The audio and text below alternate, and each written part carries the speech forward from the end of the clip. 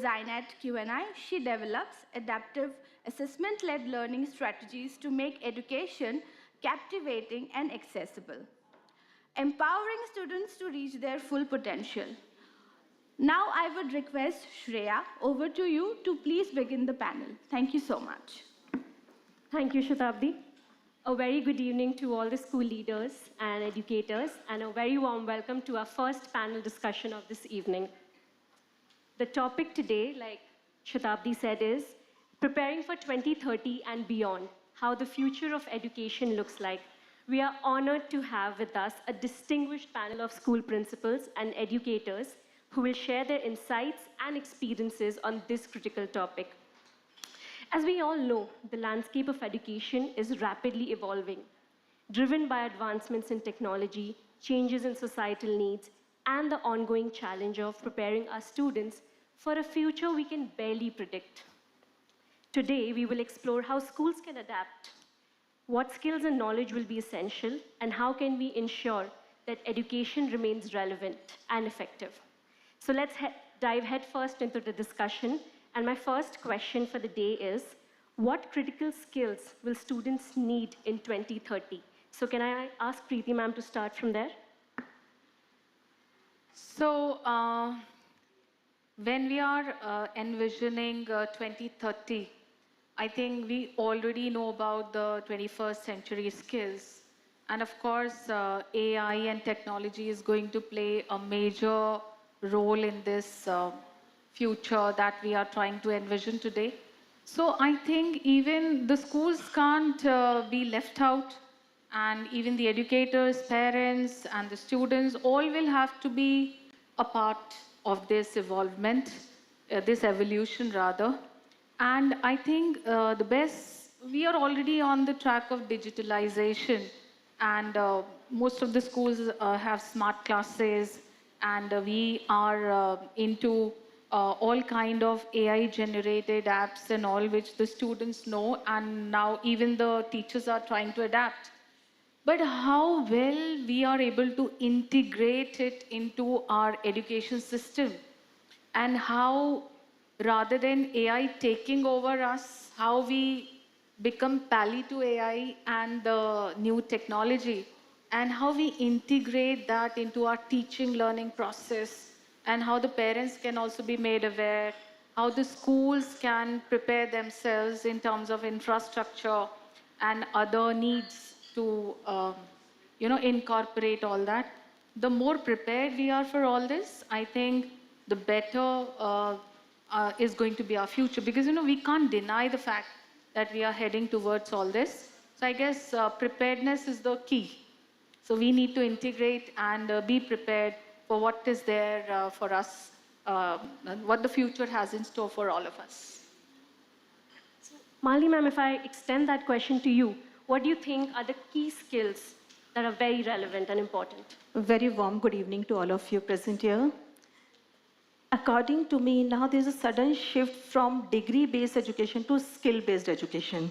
So if we see the scenario, these big companies, so-called companies, which are coming for the placements, the colleges also, they are also getting disappointed as students are not that skilled. So there is need to make the students skilled and give them that ecosystem to make them smart worker, hard worker, smart worker. So for this, I believe that critical thinking, communication, this kind of skills are more important. We need to work more on soft skill rather than hard skills. Hard skill, all the schools are teaching, but soft skills are more important. If we talk about the companies which are coming to now, these companies are getting disappointed in IITs also. They are not getting the selection from there also. So reason is this, that children are not that skilled. So if that system is being developed from school, adaptability is needed. Parents, teachers, those who are training the students, and especially educators, they should not think according to present. Because whatever is present, we can assume that we don't think that this kind of jobs will be available, or the need of this kind of workers will be available there in future. If we talk about the skills, earlier nobody, when we were in school, no one was aware that what is AI, graphic designing, editing, and all these jobs will be available. But we have to think about future after 5 years, 10 years when these children will pass out from the schools. So what type of jobs will be in market and what will be the demand of the market? So according to the demand of market, we have to make our students skilled.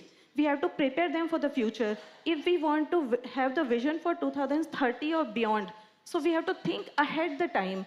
What will be the 10 after 10 years? Same with the parents also. Every parent, they want to send the children for the so-called coaching centers and IITs and all. But because they know limited only. So parents also have to think according to the Gen Z, what they want, what are their needs, and what will be the market future.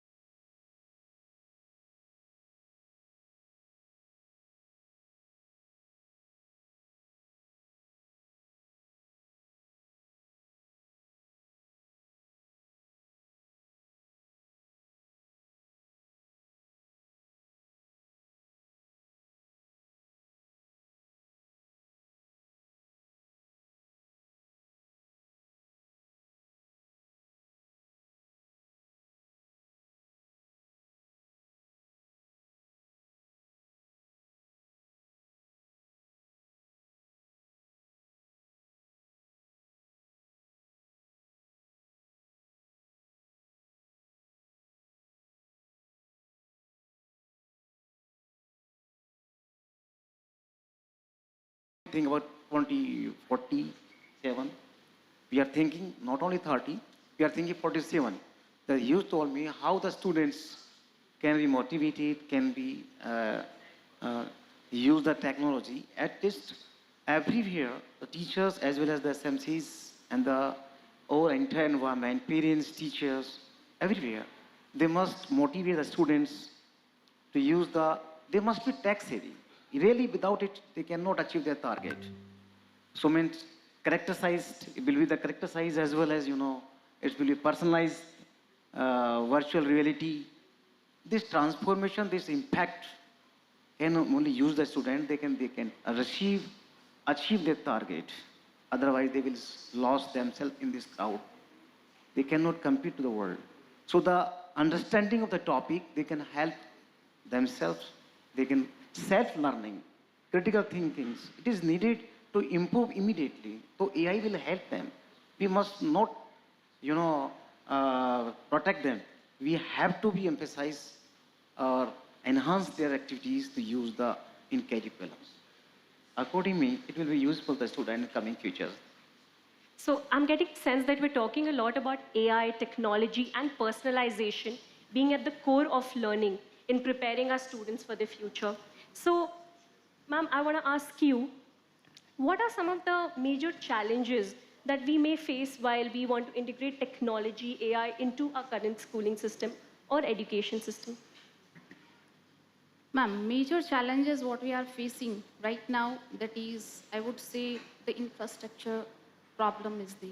Actually, we are switching sudden to degree to AI-based curricula.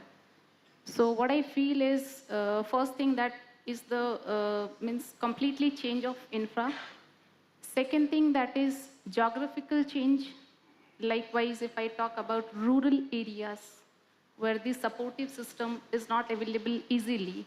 If we talk about the lockdown periods, means most of the schools were running online, whereas students were not able to take their classes just because of this. They don't have the facility of net and smartphones.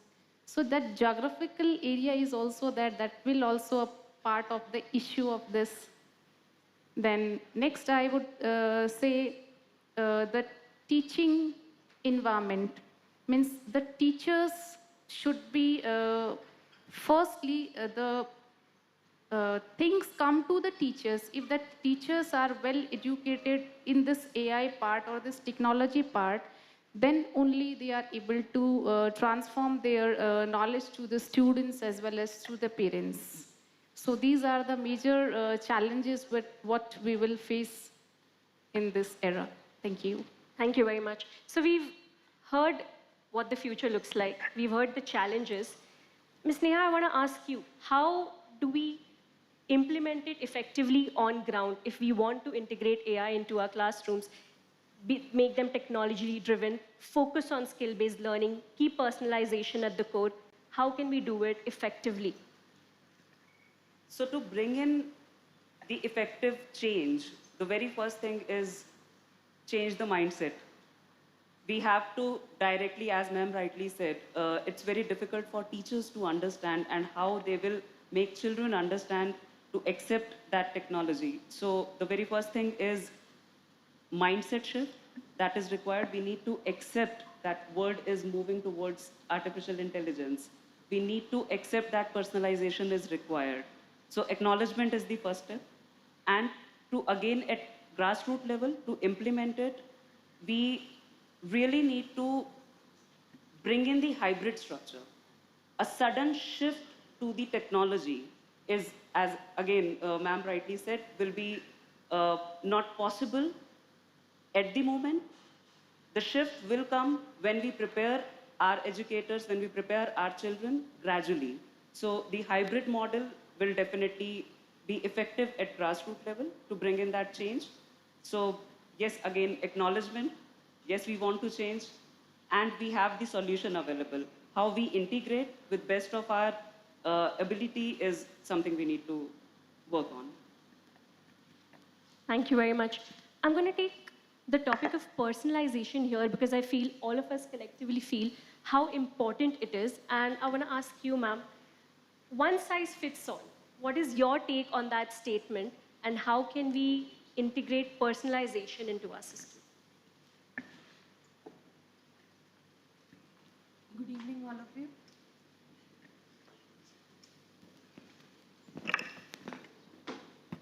Good evening all of you.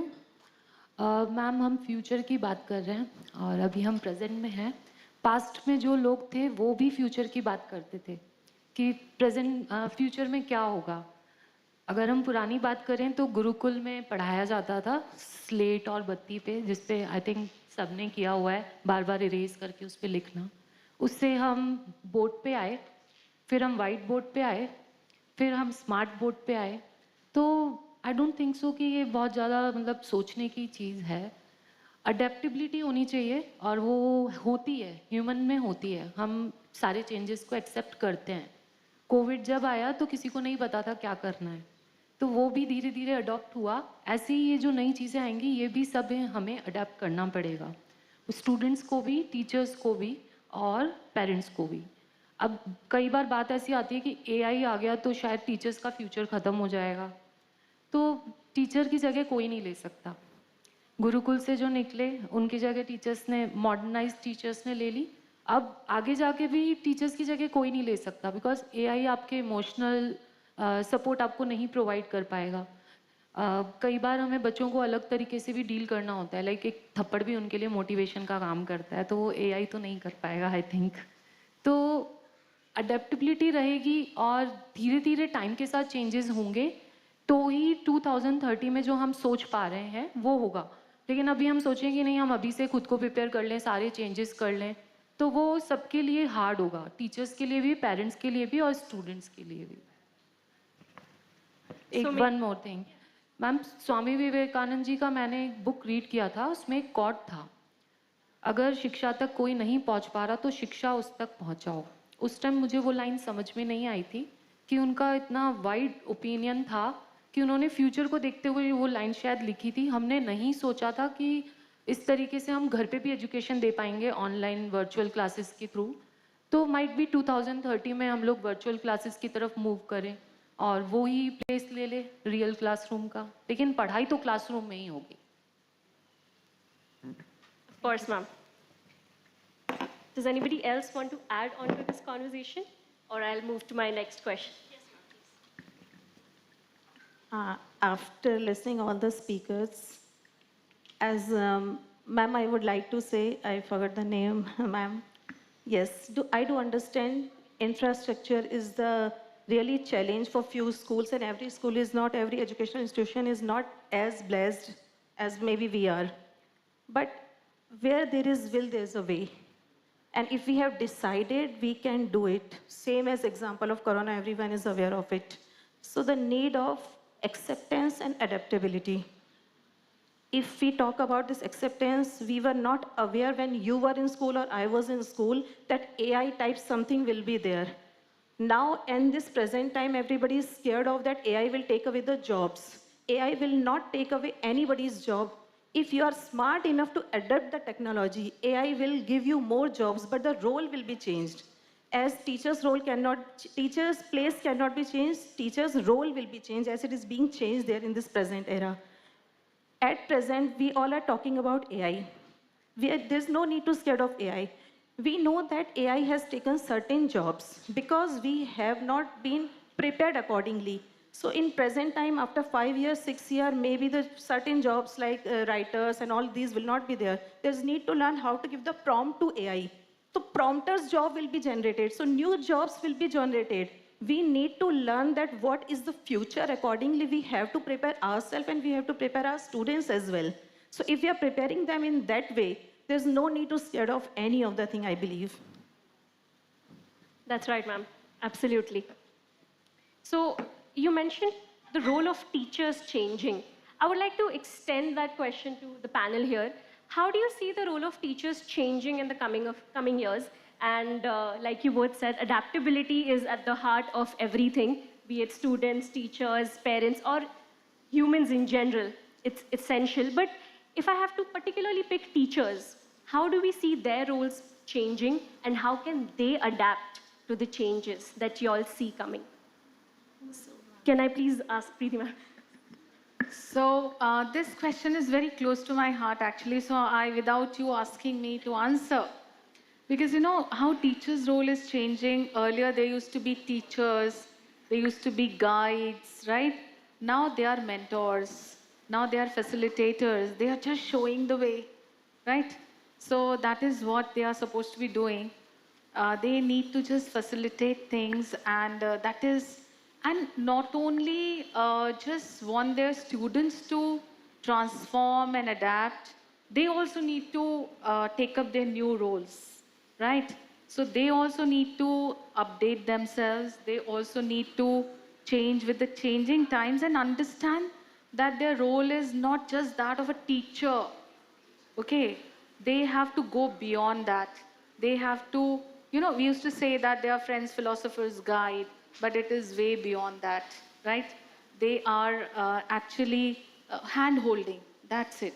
They have to just show the way, let them explore, let them try and find out what is, they just need to hold the hand of their students till an extent. They need to just facilitate things for them. And that is how I think the magic is going to happen. So that is how I feel that their roles are changing. Thank you. Right. So The things are not actually new. We are doing from years and years. Actually, the mode what we were doing is now changed. That's all. There is nothing new. वही जो system हम पहले बच्चों को भी हम उसी तरह से ट्रेंड कर रहे थे, आज भी हमें उसी तरह से ही करना है. बट जो टेक्नोलॉजी हम यूज़ कर रहे हैं, that is a bit changed. Earlier, they were used to write on the blackboard with the white chalk, and now we are using stylus or marker or like that. है ना? तो चीज़ें हमें change करनी है और वो चेंज ही एक चेंज आएगा जो कि उन बच्चों को चेंज तक लेकर जाएगा. तो वो चेंज के लिए हमें प्रिपेयर करना है. अगर हम नेचर की बात करें तो वो भी समर से विंटर, विंटर से रेनी, और इस तरह से वो चेंज हम अडॉप्ट करते हैं उस चेंज को कि अभी रेनी सीजन आई है, फिर समर आएगी, विंटर आएगी. इसी तरह से हमें बच्चों को प्रिपेयर करना है so that they can prepare themselves for after 10 years or 15 years when they will be a good product and will come to the market. So आप कह रहे हैं कि बेसिक फिलॉसफी सेम है, हमेशा से सेम रही है, बस टूल्स नए हैं उस बेसिक फिलॉसफी को एम्पलीफाई करने के लिए. As we are talking about how the role of teachers is changing, the role of teacher has drastically changed. Earlier, teacher was the only source of knowledge, and students were looking at the teachers to get the knowledge, or they were rushing to libraries and all. But now the YouTube and all these portals, social media is flooded with knowledge. So now the role of teacher is to guide the students, the difference between right and wrong, to give the proper direction and convert this knowledge into wisdom. This is more important. And for this, teachers, they have to learn to think beyond. They should be more smarter than the students because this generation is very smart. So if teachers will not be ahead or they will not be smarter than the students, then they will not be able to be the mentor and guide, and students, they know more than the students if we talk about technology and all. They are more aware of these technologies. So teachers, they need to adopt the technology, they have to learn and they have to prove that yes, we know. Otherwise, students will not regard the teachers if they will not be ahead of the students. So this is a need of time, we need to adopt this system. So summarizing, like everybody said, that adaptability again remains at the center of everything, we all agree. But basic philosophy सबको same लग रही है, लेकिन there are lots of tools and systems in market जो हमें help कर रहे हैं education को enhance करने में, right? So anybody would like to add on? Should I? Yeah. So again, as ma'am rightly said, the role of teachers is changing from being a teacher to a facilitator and just guiding them to a path. But here comes the technology, which path to go. The job that machine can do very easily, and if teachers are doing since ages, then it's the time to change that.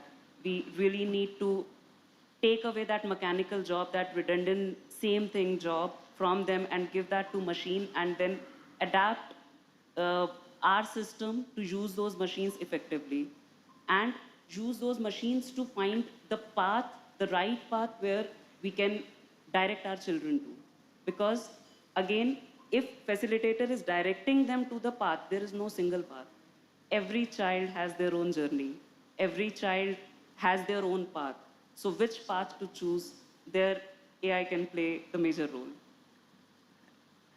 So basically helping students realize and actualize their own potential so that they take charge of their journey. I think fusing what ma'am said and what you said is the crux of the entire thing would be to help students take charge of their journey, not just work harder, but work smarter, and use technology to be able to make everything very efficient, right? So now I'm going to take a smaller question and ask you all. Let's talk about assessments in this entire scenario. How essential it is as a component for learning, number one, and what role do you think assessments and analytics have on the entire educational journey of students? So, sir, if I ask you that question. Learning of the student, and you ask me about that, it is a simple task by listening. But the students had been beyond from all these things. They had been diverted to learn. Earlier they were learning Indian patriotic song, Vande Mataram, national anthems, plays, general things. I'm just giving example. But nowadays even they forget. No Guru Mantra, nothing else. We are tech savvy, and they have been forget the mobile number of their parents also sometimes. I have been noticed. I don't learn, sir, but I had in my phone. So might have this or that. So learning outcomes, how can we emphasize? The student must pay attention for the studies with the help of any of the virtual reality, means any of the media, any of the AI, whatever, or our offline classes, teachers, that place cannot be fulfilled. But while they're learning, so they must go for sequence and continuous process. Actually, they are sitting for 2 hours, then after that, they got rest. They had not been trained also. Teachers did not get training. So in conditions, the students do not get the perfect solution. And here, they are seeking here and there, contacting and seeking the social media platform, YouTube, ChatGPT, by chat, so many of the platforms are available. They are moving here and there. Actually, but they do not want to learn. Out of them, some students are here in our country. They are well-being, and learning process is very well. So that in 2020 onward, if you see, the student have to learn their concept with the help of their teachers. If suppose teachers are not available, it means they are in offline right now or at home. So AI helping them. The modules are available.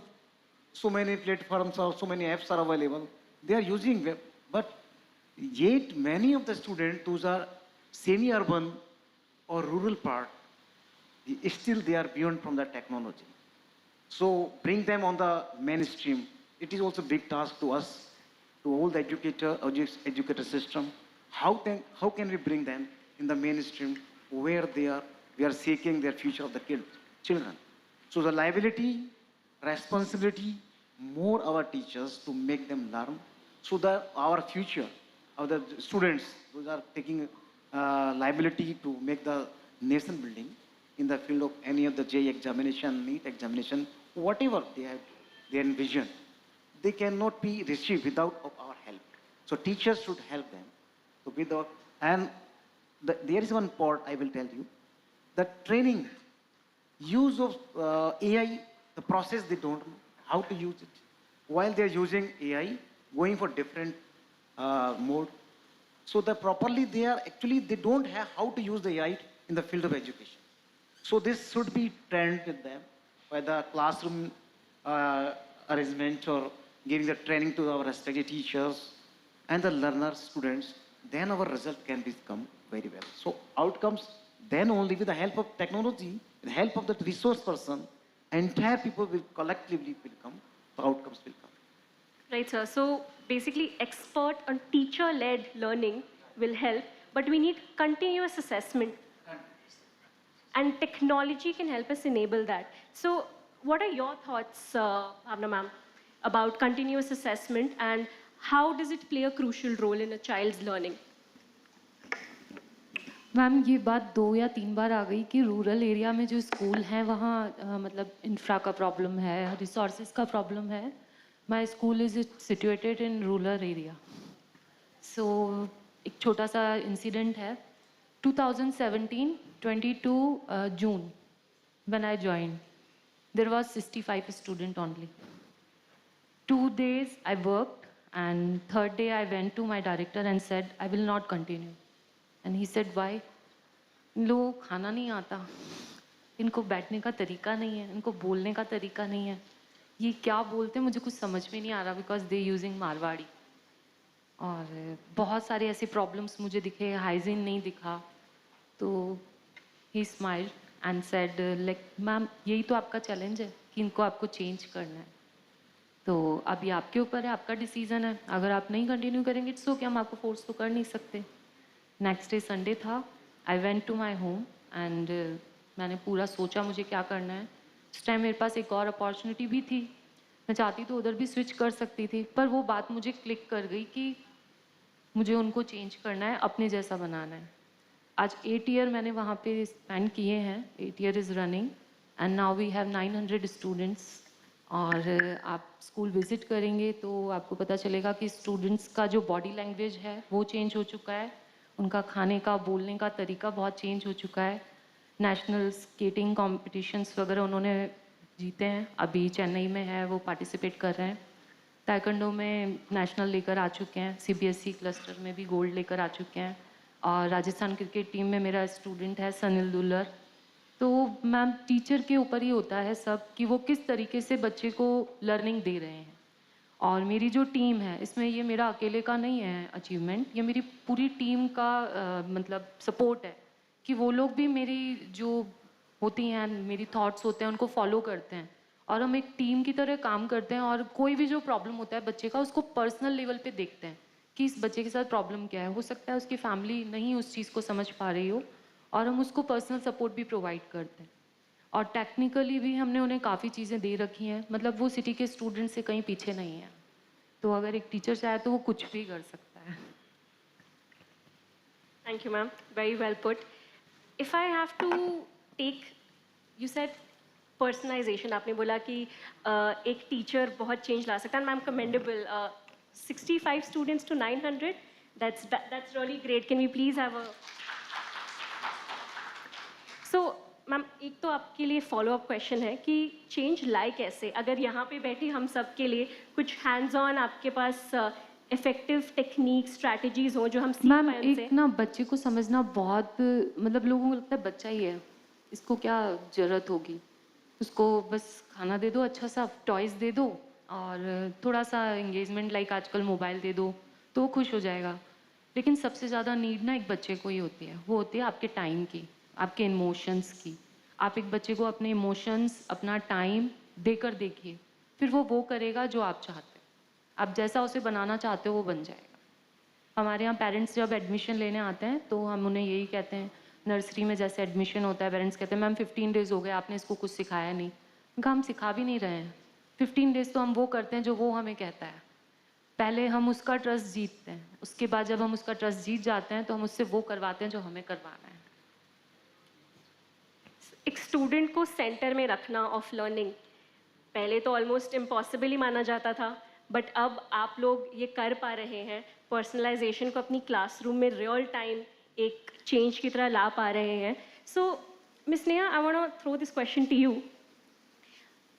Let's take personalization, and we've spoken a lot about technology, but personalization and continuous assessment जो एक particular theme यहाँ निकल के आ रहा है, why is it so important in a student's journey, and how has it impacted a student across the years, or how does it help them basically?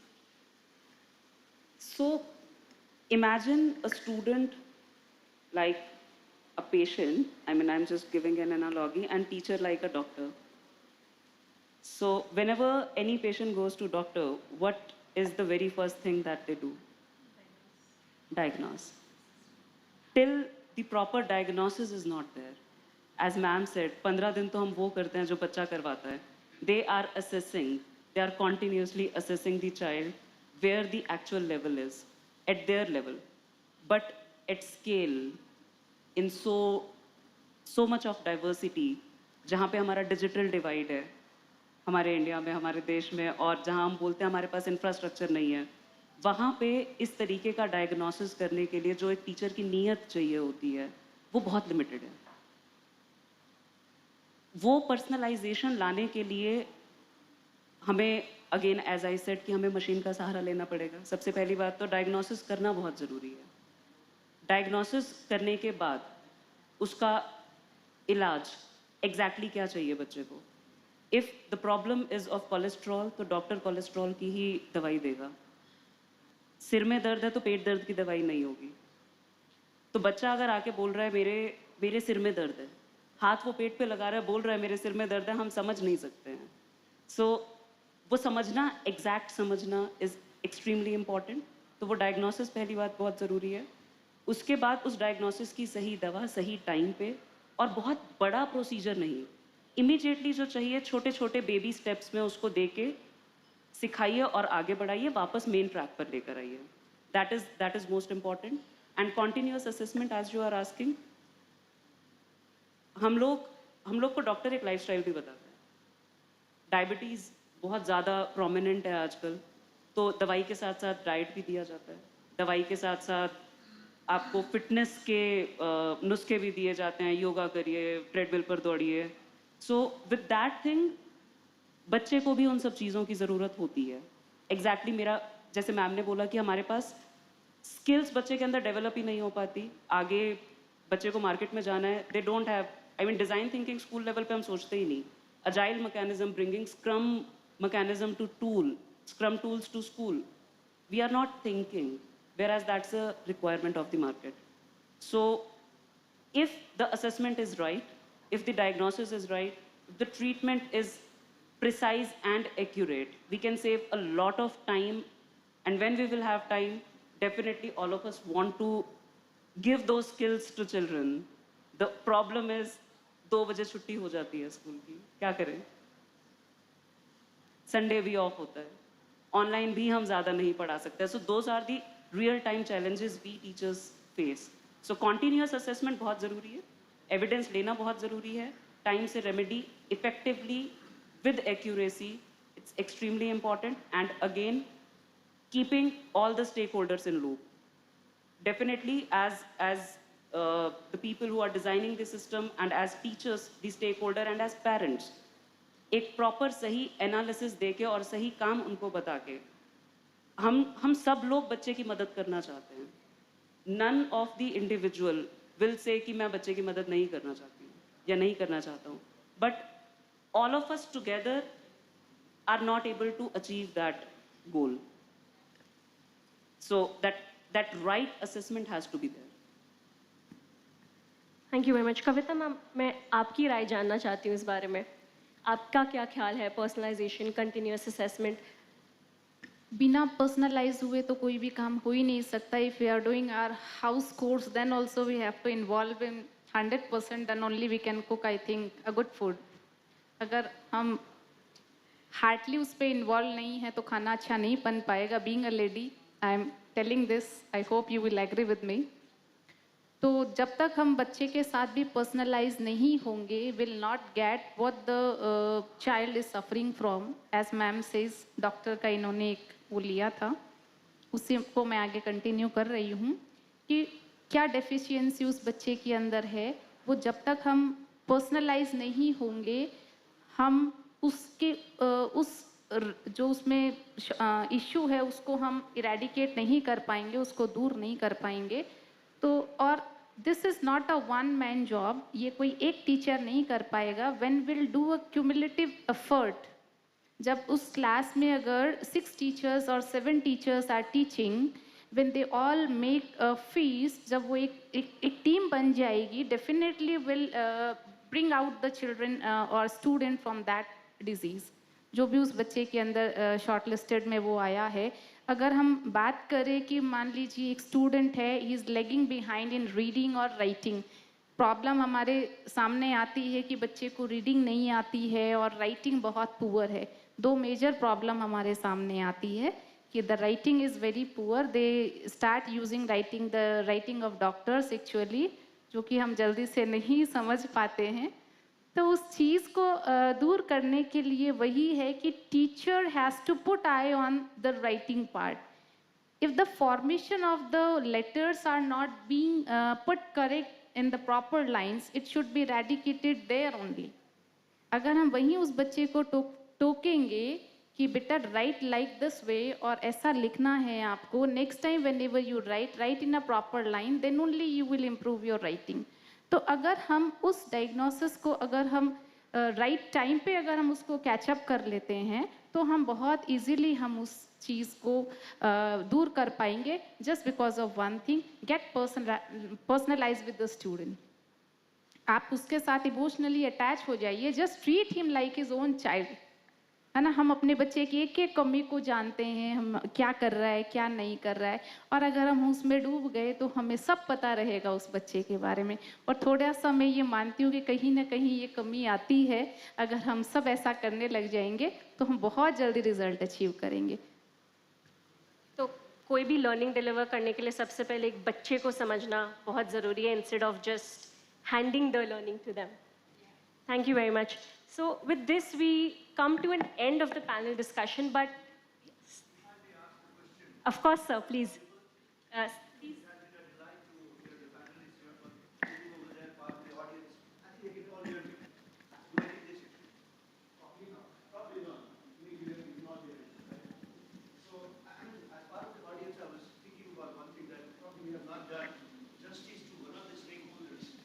In our ecosystem, and they are parents. Without them, probably we will be doing injustice, because most of the time the parents are the ones who are taking decisions on behalf of the students till a certain age, and probably even till a longer time than we expect or we want them. The point I'm trying to make here is, I have a question. I'm not trying to say anything, it's just a question. And I'm going to learn this. I should be seen by everybody else. We're talking about digital divide. We are talking about evolution of technology.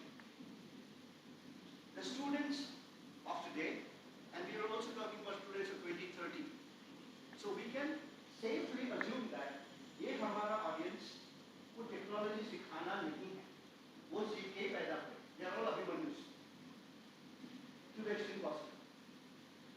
छोटा बच्चा आज के date में जब hospital में पैदा होता है और उसकी दादी उसको देखना चाहती है, the very first time the child opens her eyes, वो उस तरफ से स्क्रीन पे दादी को देख रहा है. That's the first thing that registers in the child's mind. So we are no more talking about technology to children. They are born with it. But then we are all parents at different age groups. And there is a struggle here. One of the panelists very correctly said, and I was really delighted to hear this, कि जब ये technology evolve हो रहा है, तो हमें उसको adapt करना चाहिए. और हमें एक step आगे जाना चाहिए, बच्चों को क्या गलत है और क्या सही है सिखाने के लिए. We still have a lot of job to play or roles to play. लेकिन हम parents के बारे में क्या कर रहे हैं? Because after all, they are the ones who are taking a big amount of decisions at home. कि क्या उनके बच्चे के लिए सही है और क्या उनके बच्चे के लिए शायद सही नहीं है. And they come from all kinds of background, understanding, age-old thoughts and ideas. और वो हमारे लिए एक बड़ा चैलेंज शायद अब के जमाने में बाहर आ सकता है, क्योंकि दुनिया भर की टेक्नोलॉजी और दुनिया भर की इंफॉर्मेशन अवेलेबल है, लेकिन जब बच्चे उसको इस्तेमाल करना चाहते हैं, so there is a wall between them. But see good, कि पता नहीं ये सही वाला कंटेंट यूज करेगा या नहीं सही वाला कंटेंट यूज करेगा. So what are we doing as educators to also kind of have a roadmap to bridge that gap, educate also the parents together with the children, so that they are also allowed to make the maximum out of the knowledge available at their fingertips now. That is my question. क्या हम as educators, as institutions, as community, उस एक essential stakeholder के लिए कुछ करने की सोच रहे हैं, जिसके बगैर हम शायद इस पूरे इकोसिस्टम को लूप में नहीं ला सकते. Thank you. I guess you were not present in the initial part of our discussion because that was the first thing I had addressed to, and I had specifically and categorically mentioned that all stakeholders are to be taken into account if we are actually looking for any creative skills or any evolution by 2030. And that is why I guess we all agree to this, and we all definitely believe that all stakeholders are equally important. And when we are talking of training and sharing information, it is to be done at every level, right? Not only the school needs to cater to it, but everybody, for that matter. The parents need to be trained, the parents need to be guided, information needs to be shared at all level. And I think we're all prepared. We saw it so well during Corona times. Everybody was so much into it. The parents were taking class with their child, and rather they were helping out, and they were also evolving. So I think all of them, the key is information sharing. Information. So I guess we are on that track already. Thank you. Yeah. Sir, Yes, sir. I'm totally agree with your question. But I want to mention that gone are the days when education was being done in schools or gurukuls. Only there was interaction between guru and shishya. Now entire family is studying in school. You see the involvement of the parents. Parents are much more involved, whatever school is doing. And there's 50% role of parents and school in learning and teaching process. And in Corona time, as ma'am has rightly mentioned, that parents have learned the system. Even parents have appreciated that we were not aware that teachers are doing this much of work, and we have learned how teachers are teaching. So whatever technology we are adopting, we have to take all the stakeholder with us. Without their support, it is not at all possible, because alone teacher or school cannot do any justice with the child. Because on same pace, parent, teacher, school, everyone should be on same pace of understanding, then only the change will come. Otherwise, the change is not possible. Training only student only for 4 to 5 hours, then 18-hour child is there at home with the parents. So we have to make the parent also understand what school demands, what changes school is bringing, and parent has to understand and parent has to adopt, then only the change will come. Any more? Actually, sir, this is a triangular process. one side the children is there, second side teacher is there, and third side the parent is there. And all three angles are very important to form that triangular. So all three, when we'll mix up our hands, the result will automatically come. If only if one side is there in the loop side, the result will not be there. So all three will mix together and the result will be there. So before we end, एक last question आप सब लोगों के लिए है. So we've spoken a lot about technology involving all the stakeholders, keeping personalization, adaptability, skills. मैं आप लोग सबसे जानना चाहती हूँ. I want to know what are some of the initiatives you all as school leaders have taken in your schools that have been very successful and have driven some great growth and created impact for students, parents. Just a few, yeah, please. Ma'am मैं जब छोटी थी ना तो मेरे पापा को जब प्रिंसिपल से मिलना होता था ना तो बाहर बिठा के रखते थे. फिर बहुत देर बाद जाके पापा अंदर जाते थे, 2 सेकंड मैम बात करते थे, यार सर मैं मॉडर्न से पास आउट हूँ, कोटा से, तो बाहर आ जाते थे, ज़्यादा बात नहीं करते थे. और मेरा बेटा सेंट जेवियर में था तो मैं पीटीएम में जाती थी तो 10 मिनट टीचर को ये सोचने में लगता था किसकी मॉम है. और जब मैं खुद एम्प्लॉय थी तो मुझे अपनी बात प्रिंसिपल तक पहुंचाने के लिए, जब मैं बीइंग अ टीचर वर्क कर रही थी मैं एज ए टीचर, तो एक ही कैंपस में रहकर मुझे प्रिंसिपल से मिलने के लिए बहुत टाइम लगता था. जब मुझे ये पोस्ट ऑफ़र की गई थी तो मेरे माइंड में ये सारी बातें थी. तो मुझे ये था कि मैं हेड ऑफ़ द इंस्टीट्यूशन होता है प्रिंसिपल, तो मुझे ये ना क्रैक करना था, मतलब इसको इस टैबू को हटाना था. तो मैंने एक पॉलिसी बनाई. मैं स्टूडेंट्स के बीच में ही रहती हूँ, मैं कभी अपने कैबिन में मिलती ही नहीं हूँ, मैं टीचर्स के साथ ही रहती हूँ. तो मुझे जब पेरेंट आता है, मुझे उस पेरेंट के बच्चे का नाम भी पता होता है, उसकी वीकनेस भी पता होती है और उसके पॉजिटिव पॉइंट्स भी पता होते हैं और उस पेरेंट के कंसर्न भी पता होते हैं. तो ये मेरा जो ट्रिक था ये बहुत सक्सेसफुल हुआ और इसी वजह से मतलब पेरेंट्स भी काफ़ी खुश रहते हैं कि मैम पर्सनल अटैचमेंट देती है. मैं क्लासेस में ही रहती हूँ, जब क्लास चल रही होती है मैं पीछे जाके बैठ जाती हूँ. जिस दिन टीचर नहीं आता मैं उसका सब्जेक्ट लेके खड़ी हो जाती हूँ कि बताओ आज मैम ने आपको क्या पढ़ा रखा है. तो मुझे ये भी पता चल जाता है टीचर कहाँ पे लैग कर रहा है या स्टूडेंट को कहाँ प्रॉब्लम है. और टीचर्स से भी मैं बहुत अच्छे से बात करके उनके काम में उनकी हेल्प करती हूँ. जैसे पेपर बना तो मैं पर्सनली खुद पेपर चेक करती हूँ सारे और उनको एडिट भी करती हूँ खुद ही. मैं किसी वाइस प्रिंसिपल या कोऑर्डिनेटर को नहीं देती हूँ. तो मुझे ये भी पता रहता है कि पेपर जो है मॉडरेट बना है या नहीं बना है. तो ये पॉलिसी मुझे ठीक लगी और मेरी सक्सेसफुल हुई है. तो एज अ एजुकेटर इन्वॉल्व रहना बहुत इम्पॉर्टेंट है. And I can also tell you personally, when I was studying, I felt when my parents or my teachers were really involved, it helped me grow better. And I think all of us can agree here that that has helped. So thank you very much, ma'am. Do I have more? Please, Malini ma'am. Ma'am, I agree with Bhavna ma'am that involvement is most important thing which we can give to our institution. But here we are talking about technology. Okay, so I'll just quote one example. As we have started new curriculum this year, so we wanted to introduce this to parent and more technological aspect is there in that. So we have taken the sessions with the parents weekly online and orientation of the parents. Parents were facing problem in downloading the app. And in app, some stories are also there. We have started giving weekly stories. Saturday, they have to see the story. They have to watch the story in app only, rather than showing them TV. Parents' task is there to involve the student and parent. They have to see that story, and assignment is being given on the basis on the story. So child has to prepare the story. Child will see the story in mobile app, whatever portal has been provided. It can be there on TV also. They can scan and see. So child has to learn the story, and then the presentation will be there in class on Monday. Compulsory, child will see the story on Saturday. Sunday, parent, with the involvement of parent, the story will be learnt.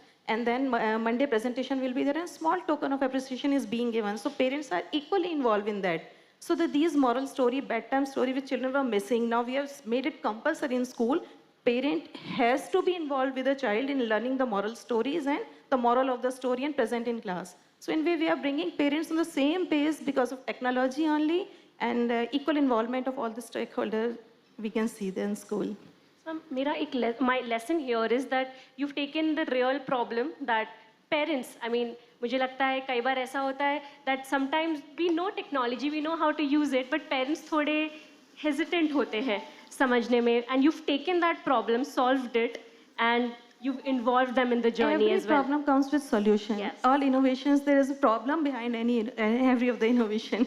Yes, So we were finding this problem, we were giving simply homework from that portal and app, parents were not doing that. So we have started having it like the activity or competition in class. So just for that appreciation certificate or something, now they're preparing them well, and one moral story is being taught to child every Saturday by the parent. So ma'am आपने parents को भी students बना दिया है. Thank you. So do I have, yes sir please.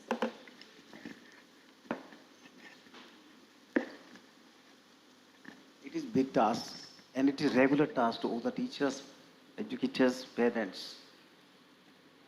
I have been noticed from where I should start this journey to make the student engage in the activities as well as learnings and discipline. This part is also should be counted. Without it, the student cannot be success. So I started the wall magazine. I wanted that our assembly, what's happening, the student participating over there, it should be remarkable. Not only for me and our institute, it should be noticed by the peoples, parents, and our who are the guests who are coming here to watch the assembly. So I made a big platform over there. I started a wall magazine. When we are starting to under CC, to that time we adapted this activities, and the parameter has been decided. What should be there? The students should participate. So I made a plan to the coordinator, assembly in charge, physical educator, to make a plan. I'm giving some parameter. According that, you make the student, and this activity should be conducted in the classes. So when the single student should not be participate over there, let the class come and they perform individually. Assembly time should not be half an hour, 15 minutes. It should be exactly half an hour, so that every student should perform their activities. And that I had classified the activities. Suppose I have in sections 30 students, 25 students. So group at a time, this much is not possible. The 10 students given for the assembly. Let you sing the song, or a school song you have to sing this song, they have to sing the prayer. So that means I divided the liability to every student. Those schools are doing in the week and the time. I doing regularly every class from the third class, second class onward, 12th student. Let them come over there, they perform over there.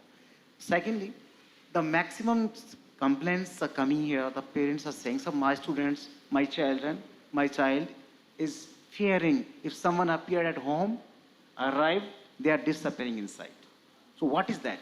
What you are making them learning? Their behavior is not up to mark. I asked them, no need to say anything, you wait us. We'll bring the change in this. So the wall magazine tasks which were decided in different parameters, team coordination, self-assessment, research work, and confidence, and presentation. These parameters are decided in 20 marks like that. So I just see before the one day, because when beginning I'm telling, then the results come, the students are participating properly, they are preparing, taking interest and curiosity, and they are performing with well-being manner. So when the students are presenting over there, suppose 4th class students are coming on the stage, so their parents also arriving there. We are, it is strange to us, the students are performing for assembly, why the people arrived? So we used to start to make the arrangement to the sit in the assembly. So that this task done. So means I engage a single half an hour, the whole school every day. The result was very up to mark. Secondly, the students used to do the paintings occasionally or seasonally also, sometime mango days, this or that day. I just started to learn the different activities in art manners, creativity. So though, because I am the MFA from JJ School of Mumbai Art, lithographers, graphics, I mean. So I made them to bring some printing machines, linographs. And I started to bring the student, because they are beyond from the art side. They are only making some objective, some landscape, some portrait like that. But I motivated to come on the contemporary way and started the modern art. And a big, started the big movement in the school, vibration. Everybody now, student got state award also. So that task started every Saturday. And it is divided. So that when I start these types of small things, role play, skitting, dramas, this is only done where? Not a day, single day Saturday, every day in assembly, without a costume, and as regular uniform only. So the students are learning. Now second started presentation. How to make the presentations. The students getting knowledge with their parents. I ask the students, go through the topics, discuss with your colleagues, go through your parents also, ask them, discuss your elders, and they are starting the movement. What vibration brought it? They are collect the knowledge, and they brought the correct matter, and they are spoke in the assembly. So that I had engaged every parents, teachers, students, their colleagues, a single task. So collectively results are coming. Now they are independently speaking. They are, or sports also. Myself, music lover, singing or playing every instrument like that. So I founded the school band also there. The music teacher said me, I don't know how to play the instrument. I told him, don't worry about that. Let the student learn, you also learn. And immediately in 6 or 4 months, I framed my school band. I myself give the training. I don't feel that I should sit in office only. I used to be in academy. Everywhere. I give the time, you come 2 to 3 o'clock. Let me continue my assembly. So when I working with the students continuously, the result has come. School got a school band also. And now how we can explain ourselves to our locality? So we are sometimes presenting in Jaipur also under the hub of learning. The process is started by CBSE, all knows, by educators. We have performed the band activities, self-defense like that. Myself did it. And this means a vibration started, the student learning a lot. So teaching, I didn't touch now matter yet, but these are the activities which now parents do not say to me, sir, activities are not going on. Everything is on process on the times, without of saying. Calendar is no need, every day you are doing, no problem. So I just ask you, request to every educators, when we prepare the students, we people are having something different. It is someone has said, कि भारत का हर इंसान कुछ ना कुछ गा लेता है, कुछ ना कुछ बजा लेता है, कुछ ना कुछ गुनगुना लेता है, कुछ ना कुछ लिख लेता है. These are the disappeared creativity. ये पहलू हैं जो हर किसी के अंदर कला के रूप में, संगीत के रूप में, कविताओं के रूप में, यहाँ तक कि कोई एक्टिंग के रूप में, साइलेंट ड्रामा को पता नहीं कितनी प्रकार की कला हैं हमारे रोम में छुपी हुई है. बस उसको लेके आना है और प्रेजेंट करना है. We are the educator, we have to do all these things. Thank you so much.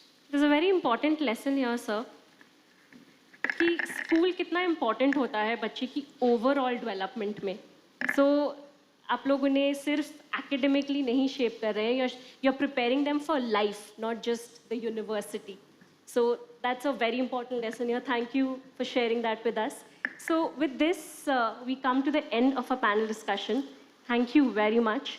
As long as educators and leaders like you are at the helm of affairs, I think the future looks bright, promising, and our children are going to be fantastic and incredible. So thank you for sharing your thoughts. We hope you all had an incredible time listening to these leaders, and we hope you all had a great time sharing your thoughts as well. Thank you so much for joining us for the panel discussion. Thank you so much to all our panelists, and most thank you to Shreya for moderating this wonderful, thought-provoking, I would rather say, the panel discussion. And yes, the topic is so interesting and so much to share in this topic that this panel discussion went a little long, which is totally fine. But yes, I know our next set of panelists for the next panel discussion are also waiting, and I would not take much time, but I would like to go to the next set of panel.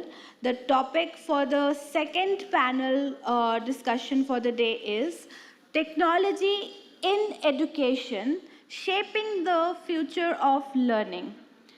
This discussion will be moderated again by our very own moderator Shreya Khaitan. And there will be panel experts, our panelists. I would like to welcome each one of you to the dais. To introduce first, I would welcome Ms. Rita Bhargava, Principal, Maheshwari Public School. Can we have a huge round of applause for Ms. Sarita Bhargava? Next we have in the panel Saroj Sharma, Principal, Vedanta International School. Mr. Saroj Sharma. Okay, moving on to the next panelist, we have Dr. Baharul Islam, Principal, Ryan Education School. Next up, we have Dr. Sunita Vashishta, Principal, Maheshwari Girls Public School.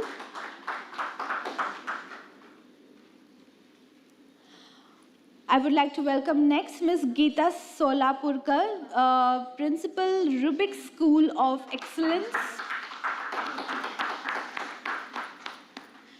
Next, I would like to welcome Mr. Radheshyam Mehta, Principal, Group of Eklavya Schools.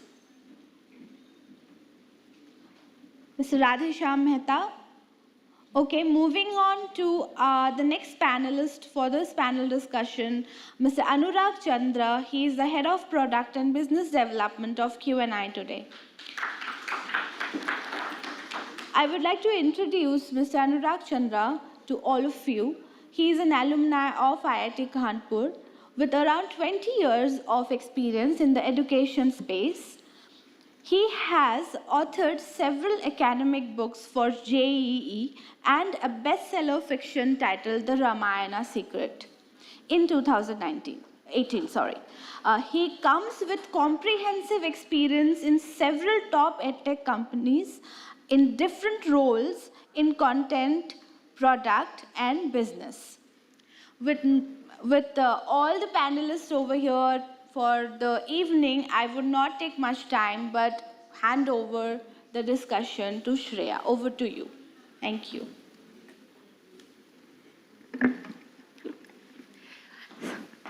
Good evening once again. Welcome back to our second panel discussion.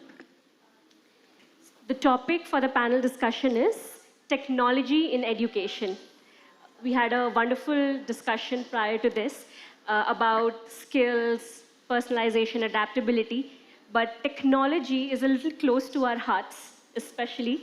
So we want to take this and go further and talk about technology in classrooms and how is it shaping the future of learning. It's coming, it's inevitable. Thank you so much. And the question now is, how do we make best use of it and make our future brighter and better?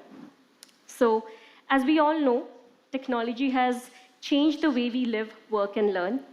So, today's discussion will explore how these changes are shaping the future of education. And who better than to answer these questions? The school leaders who've been at this edge talking about education and making an impact in the past couple of years in this field. Let's discuss the opportunities and the challenges that come with integrating technology in the classroom and what the future holds for our students, educators, and parents. So let's dive into the panel discussion. Thank you for joining us. So my first question is very simple. How do we balance the use of technology in classrooms, and how do we integrate it into our classrooms in a way that it involves all the stakeholders and there is no resistance to this change? You all are at the ground level. Please share your insights. So I'll ask Geeta ma'am to first start. So your question was very good, and I have a lot to speak. I am a very good speaker because I am a motivational speaker too. So I have to limit myself. It's a vast topic. And as per my experience is there, the two things are very important. It is technology has given an excellent that is platform for the performance also. Now I can see, it was just I see 10 years back, I had been to our Bangalore branch recently 15 days, but not a single class has been hampered. And all the children, those who are studying with the faculties, they were continued to study from all the faculties. And this was unimaginable before 10 years. Even I was at Bangalore, so all the branches I was taking care very effectively just on my handset. So all the Gurgaon, Noida branch, and I'm working as a director too in all the branches, 5 branches. So the work was going on very nicely, and in the evening I took classes also.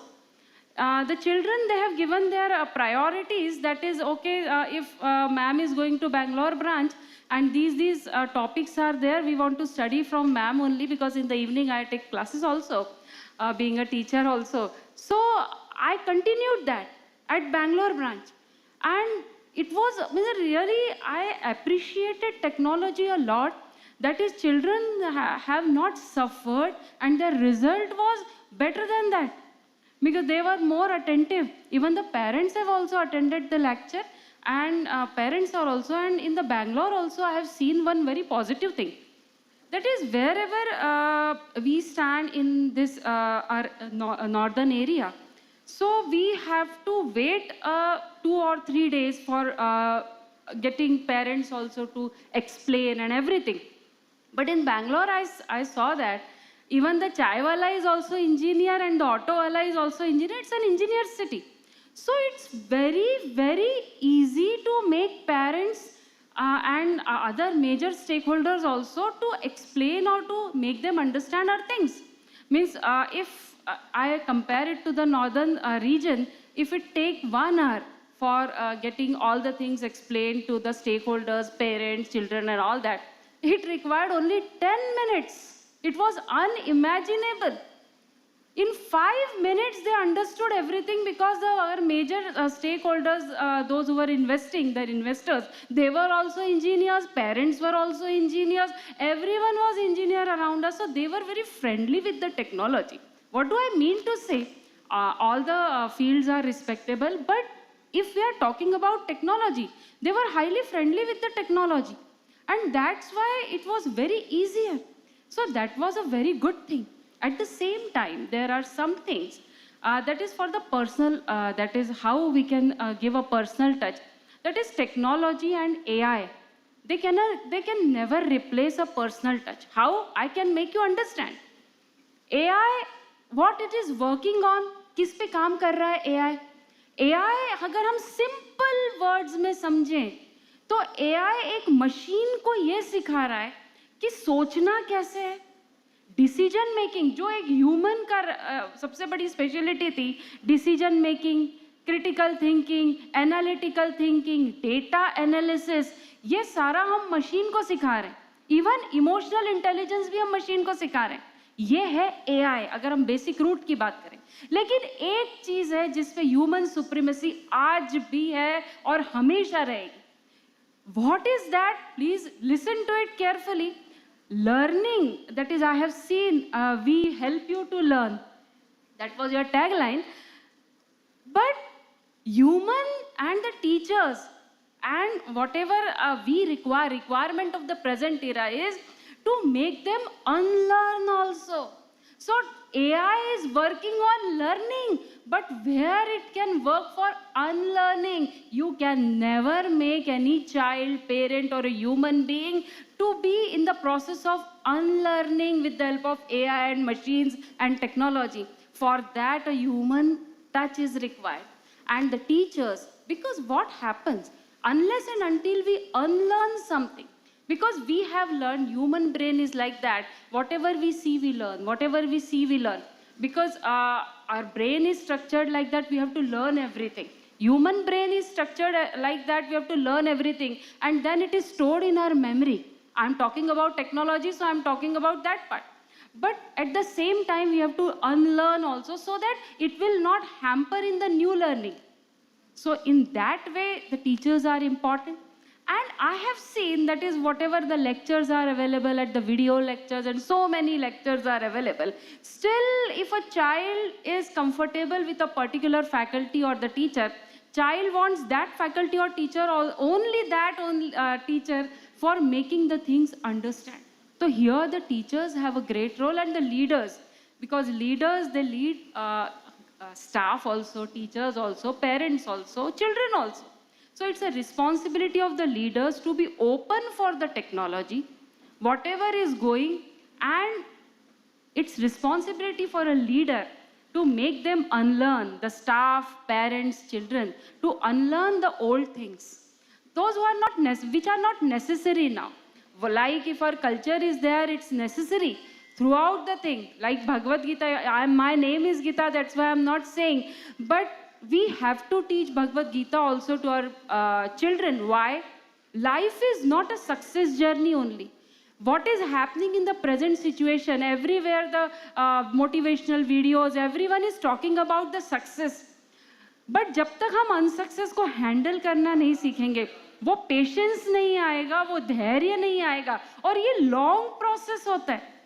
It's a long process. तब तक हमें patience रखना होता है. And that patience, that calmness is the role of leaders, teachers, parents, and the humans. So here, in that way, we can balance out. And here I can stop myself, otherwise I have a lot many things to talk. Thank you for sharing, ma'am. So I picked up on the fact how technology helped you save time and be more efficient. And just a little, initially you are hesitant, resistant, but later on, once you adapt, it sort of becomes the way of life. I am asking to you, since in the beginning I'm saying Q&I, please tell me the full form of Q&I. Probably I'll take that question. And before I answer that question, another thing, ma'am, we totally align with your thoughts there. And when we say that we help you learn, the we doesn't only mean Q&I. For us, teachers are at the core of learning. Although we are going to impart the learning to the students, Q&I is nothing without the teachers. So when we say we include you as well. I am always there. And the second thing about Q&I, so this is something that so we did put a lot of thought behind the name Q&I. And we'll talk about what Q&I is all about. But just to give you a brief outline of what our vision and mission is, we aim to personalize education for children. So what we thought was, we generally have Q and A. You have a set of questions, and then you have a set of answers, right? So it's standardized Q&A. We replace that A with I. So we look at that student, listen to their questions, and then respond back to their questions. So that's personalized learning. So Q&A, the standard Q&A replaced by Q and I. Thank you. Thank you very much. So like he said, Q&I for the I in you, for the individual in you. But not going further, we will come back to our discussion. Ma'am spoke about technology and how once you adapt, it makes your life easier, in simple words. And it's really crucial for learning and our current education system as well. So I want to go a little more specific and ask you all, can you give me some specific examples of how schools are currently integrating both technology and human interaction in their classroom, making them, let's say, future ready?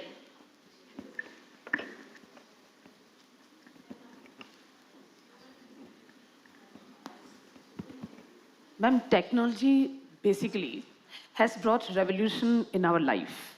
It's very well proven fact. Nobody can deny it. If we rewind it a little bit, I recollect those days when we were students. Technology was there at that time too. I remember my final B.Ed lesson that I delivered through the use of overhead projector. And we had worked a lot on preparing those sheets, projector sheets. And believe me, technology has made the task easy today. But those days were the days when we had to struggle a lot to find out material and prepare our lessons. Those were the real acid tests. I remember my lesson was on Asli Dwarika Kahan. So I had to sit in the archaeological department of the museum of Jaipur and do all kind of reading at that time and deliver that lesson. So technology was there at that time.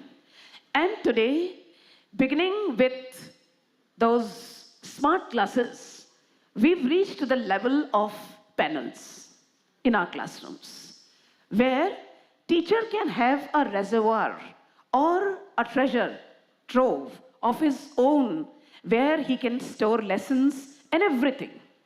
So, in our schools, we can understand that technology has been integrated, right? The use of skill subjects, the introduction of skill subjects in our classes, NEP guiding us to introduce that computer science from class 1, Sanskrit from class 3. It itself speaks the kind of initiatives we have to take in the field of education. And without technology today, we cannot survive. It's an era where knowledge is bubbling at every hour.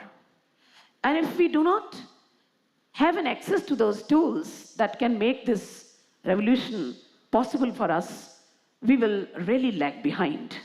On one hand, when we talk about preparing our students for 21st century, we will have to integrate technology. As ma'am rightly said, how do we teach them the art of decision making, critical thinking, problem solving, and most importantly, creative thinking? And for this, we are using various things in our schools to do so. I mean, to name a few, we've gone for podcasts, we've gone for graphic novels, we've gone for the panels, and much more. And our teachers have started recording their own videos for the children to cope up with the learning. And learning has become easy, accessible, engaging, and I would say interesting for all. Thank you. Thank you for sharing your thoughts, ma'am. Dr. Islam, please. Well, technology, as rightly ma'am has said, like technology without life is unthinkable as of now. Like all of us sitting here, we have our mobile phones and like at the drop of a head, we are looking at it. So the technology has made that place in our lives.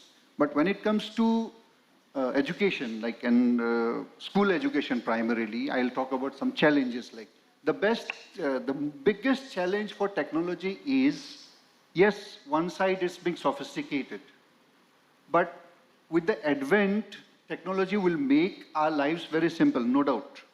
But at the same time, the biggest fear or the biggest challenge is humans should not behave in the technological way. Machines run our life. Let us not become machines. And that is the biggest challenge we as teachers or as leaders. Because this is one field of education which we are very proudly associated. And we come from a country where the Gita, the Mahabharata, and all the scriptures, we have a treasure. So coming from that background and looking at the technology, and again talking of technology, our nation has made progress by leaps and bounds. Not because of the prophecy of the Nostradamus and all that, it is bound to be. So the biggest challenge again is in the classroom, there should be a balance how it is to be given, what time and where. Yes, ma'am did very rightly mention the B.Ed things. Things have changed, of course, but right now the biggest impact of B.Ed is the lesson planning.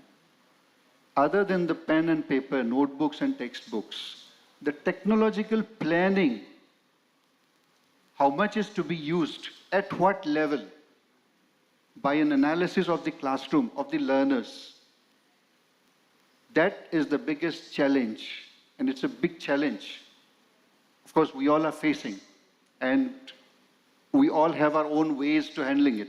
So that is the biggest challenge we are getting to face, and I'm sure with time, of course, and like panels like this, where we experts come together and will take home great learning. So that is one thing which we can look at. The biggest thing which I feel is like children at different age level have a different way or outlook towards the technologies. Like, okay, for example, if we take the simplest instance of YouTube. Now the life has become such a way that like for everything we refer, acha, chalo YouTube mein dekhte hain. For everything we look at YouTube, okay, how to make this, how to do this, how to do this. Holiday homework hai, parents sitting together, YouTube mein dekhte hain, mil jayega. But again, YouTube, there are lots of videos on the same topic, and what is the authenticity, what is the genuinity of what is there. Now that is the biggest challenge. Not just YouTube, that's just a small example. There can be more other platforms. So many videos are there. So creating an analysis and how to identify the genuinity of that thing with regard to the relevance and the need is the biggest challenge of our technology. So, and I hope we will be able to address that. Anyway, ma'am, I'll pass on to ma'am. Thank you. It's such a wonderful topic where we need to define the boundaries, where we need to tell the children how to use and how much to use. The best thing I like about technology is that it is making your life easier, but at the same time, as sir said, it is challenging also. Why am I saying it is a boon? Because being a biology teacher, ma'am has set an example that yes, we were writing transparencies, we used to use transparencies for OHPs, and then we were like forced to write so many things. But with the advent of technology, and when we are talking about children, a teacher of biology to explain protein synthesis used to be a Herculean task. Anybody who's from the biology background will understand this, that to make a child understand how does protein synthesis takes place inside cell used to be a Herculean task. And I used to bet upon that even the students who were studying in medical colleges, it used to be a challenge. Similarly, the people who are from physics background, it used to be very difficult to explain a child when a ray is entering from a denser medium to a rarer medium, and then there is a deflection and diffraction. It used to be difficult, but now it is available at a click. So life is becoming easier. It is helping us out to understand the utility of flip teaching. If you want to explain something, you share a link, ask the children to go through the content, and the next day when you are allowing the children to go for a group discussion, believe me, the concept building will be much, much more.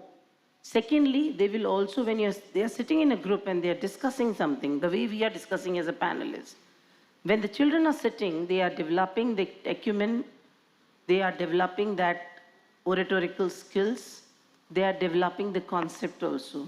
So on one hand, it is advantageous. But as sir said, there is an array of information which is available. But I'm really happy that we are Indians.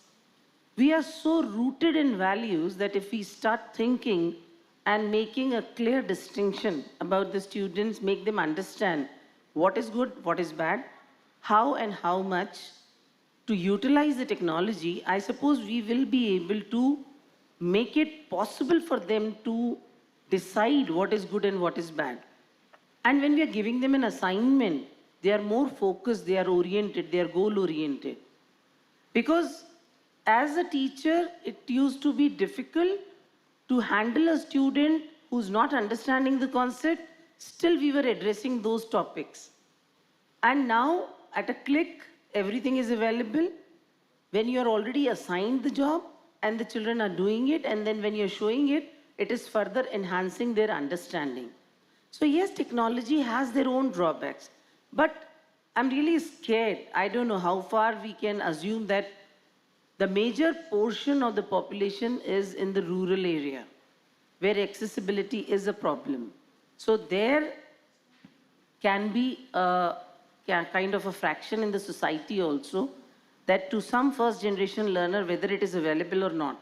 And since we are catering to society where students come from all walks of society, we will be able to strike a balance. That is a challenge. And for that reason, we need to start thinking about.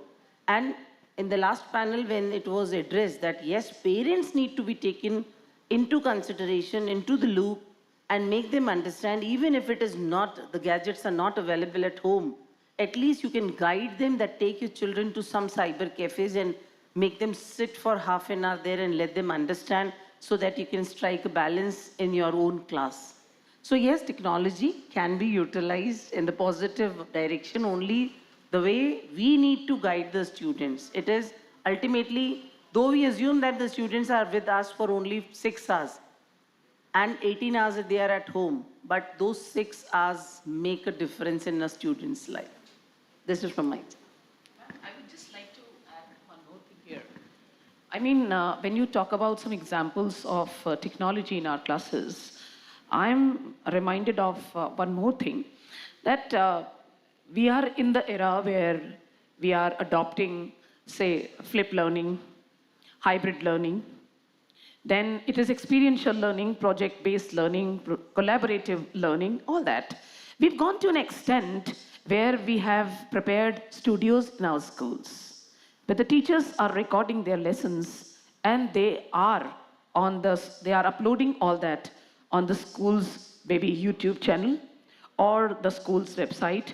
And today, the entire school is on technology.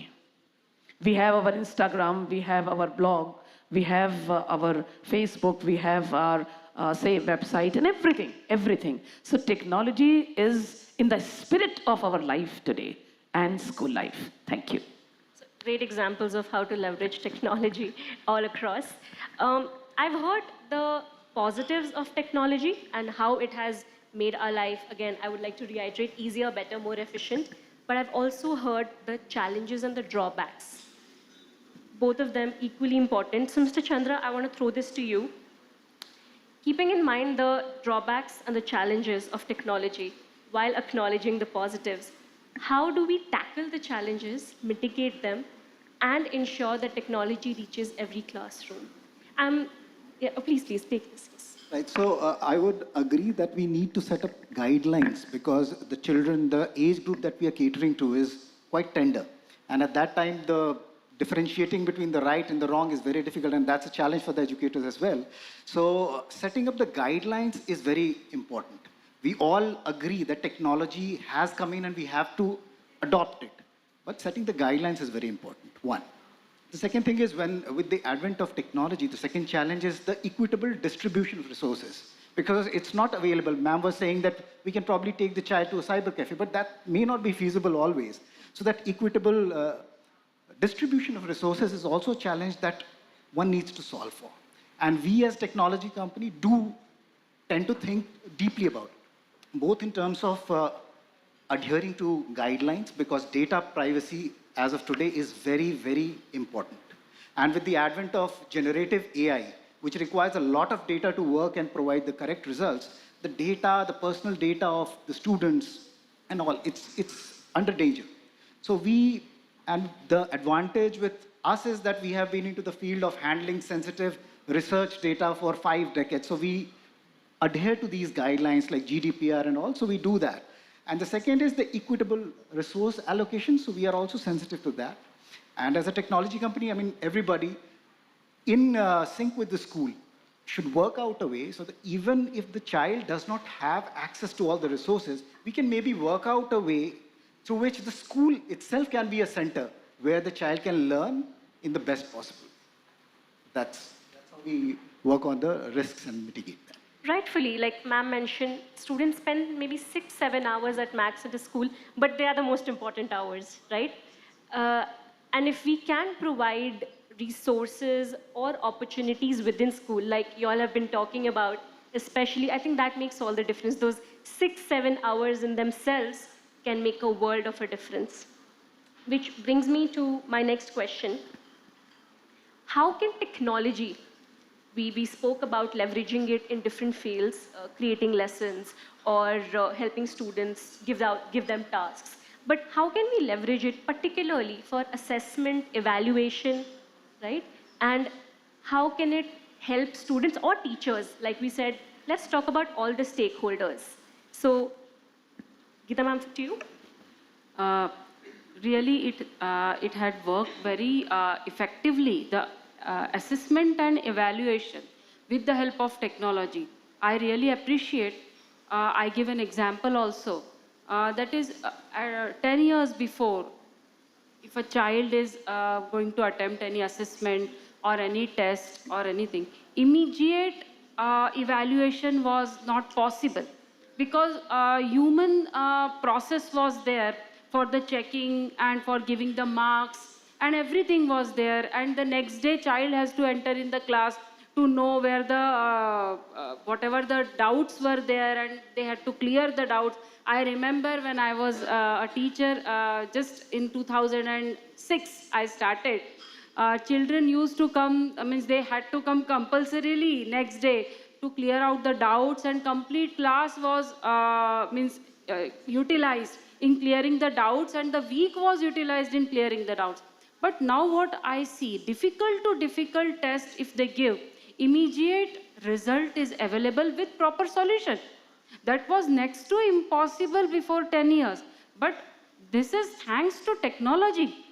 I'm seeing how the children are evolving themselves, and they are getting benefited also, and their result is also improving. Like sir said, if they are giving a test, there are so many levels are available. Previously, only one test paper was given to all the level of children. That is, in the bottom 10 also the same paper was there, in the middle also, and in the top 5 children also the same similar paper was used to be given to the children. But now, in the technological era, different levels are there, level A, level B, level C. So if a child is already comfortable, or the child has a difficulty level of A, then the child can get the test directly to the advanced. The child need not to invest the time for going from down to up. That is, if the level A is highest, B is mediocre, and the C is lowest, the child can directly jump to level A. And the time is saved. And then immediate result with the solution is also available. So I am seeing certain children, that is, if the 10 question, out of the 10 questions, if only 5 questions are there, such exceptional children are also there in Jaipur. I'm talking about Jaipur. That is, if only 10 questions, only 5 are they need to do. Other children take 1 hour to complete the 5 questions, and they complete 10 questions in half an hour. So for those children, special assignment should be there. Their time is precious. So in this technology, like sir is also saying, such organizations like Q&I and so many organizations are there. They had made the question papers available. And by the counseling of the teachers, educators, leaders, the 6 or 8 hours they are in the school, we can guide them better. What is right and what is wrong. If they are going online also for a test, I am telling you a fact that is top 15% children, they do not waste their time. This is my analysis. 15% top children, they do not waste their time even on the grade C paper also. So to see some other things on the YouTube or any online media is next to impossible for them. But other children, we have to guide, and regular guidance to the parents and children should be there. And like Q&I, they are saying, certain apps and tablets are available where the locking system is there. I have seen, I am not disclosing the name of one of the institution, they have given tablets. So previously it has been asked, that is, why are you given tablets, children are already having. But there is certain locking system was there, that the child is able to see only the questions also, and the gold, that is PDFs were there, that is a high, of the higher level also, high order thinking skill questions. So immediate results were there, and the parents were sent a message immediately, that is, out of the 10 high order thinking skill question, your child has attempted 8 questions correct, 2 questions incorrect, and the solutions are also delivered to the parents. So immediate result is in the hand of parents. So really this is amazing, and I really appreciate it. So, and the second thing is, that is evaluation and assessment, that is a mechanical only. That is, some children I am seeing, they are not getting good results, so they need a teacher. Of course, after getting the result, they immediately call their teacher. They cannot call a principal due to the protocols and all that, but they immediately call teacher, that is, my result is not appropriate. And that emotional assistance is provided by the teachers only. Presently also it will be provided by a teacher. In the future also it will be provided by the teacher. And every time after 50 years also, the human touch will be human touch. And if the child will not score well, immediately that human touch will calm the child and will motivate the child also. That is, kal hamara hoga. तो आज भी human are the superior most, कल भी यही होगा और आगे भी यही होगा जब तक ये दुनिया है. Human power will be the supreme power. लेकिन जो टेक्नोलॉजी है, that is also wonder.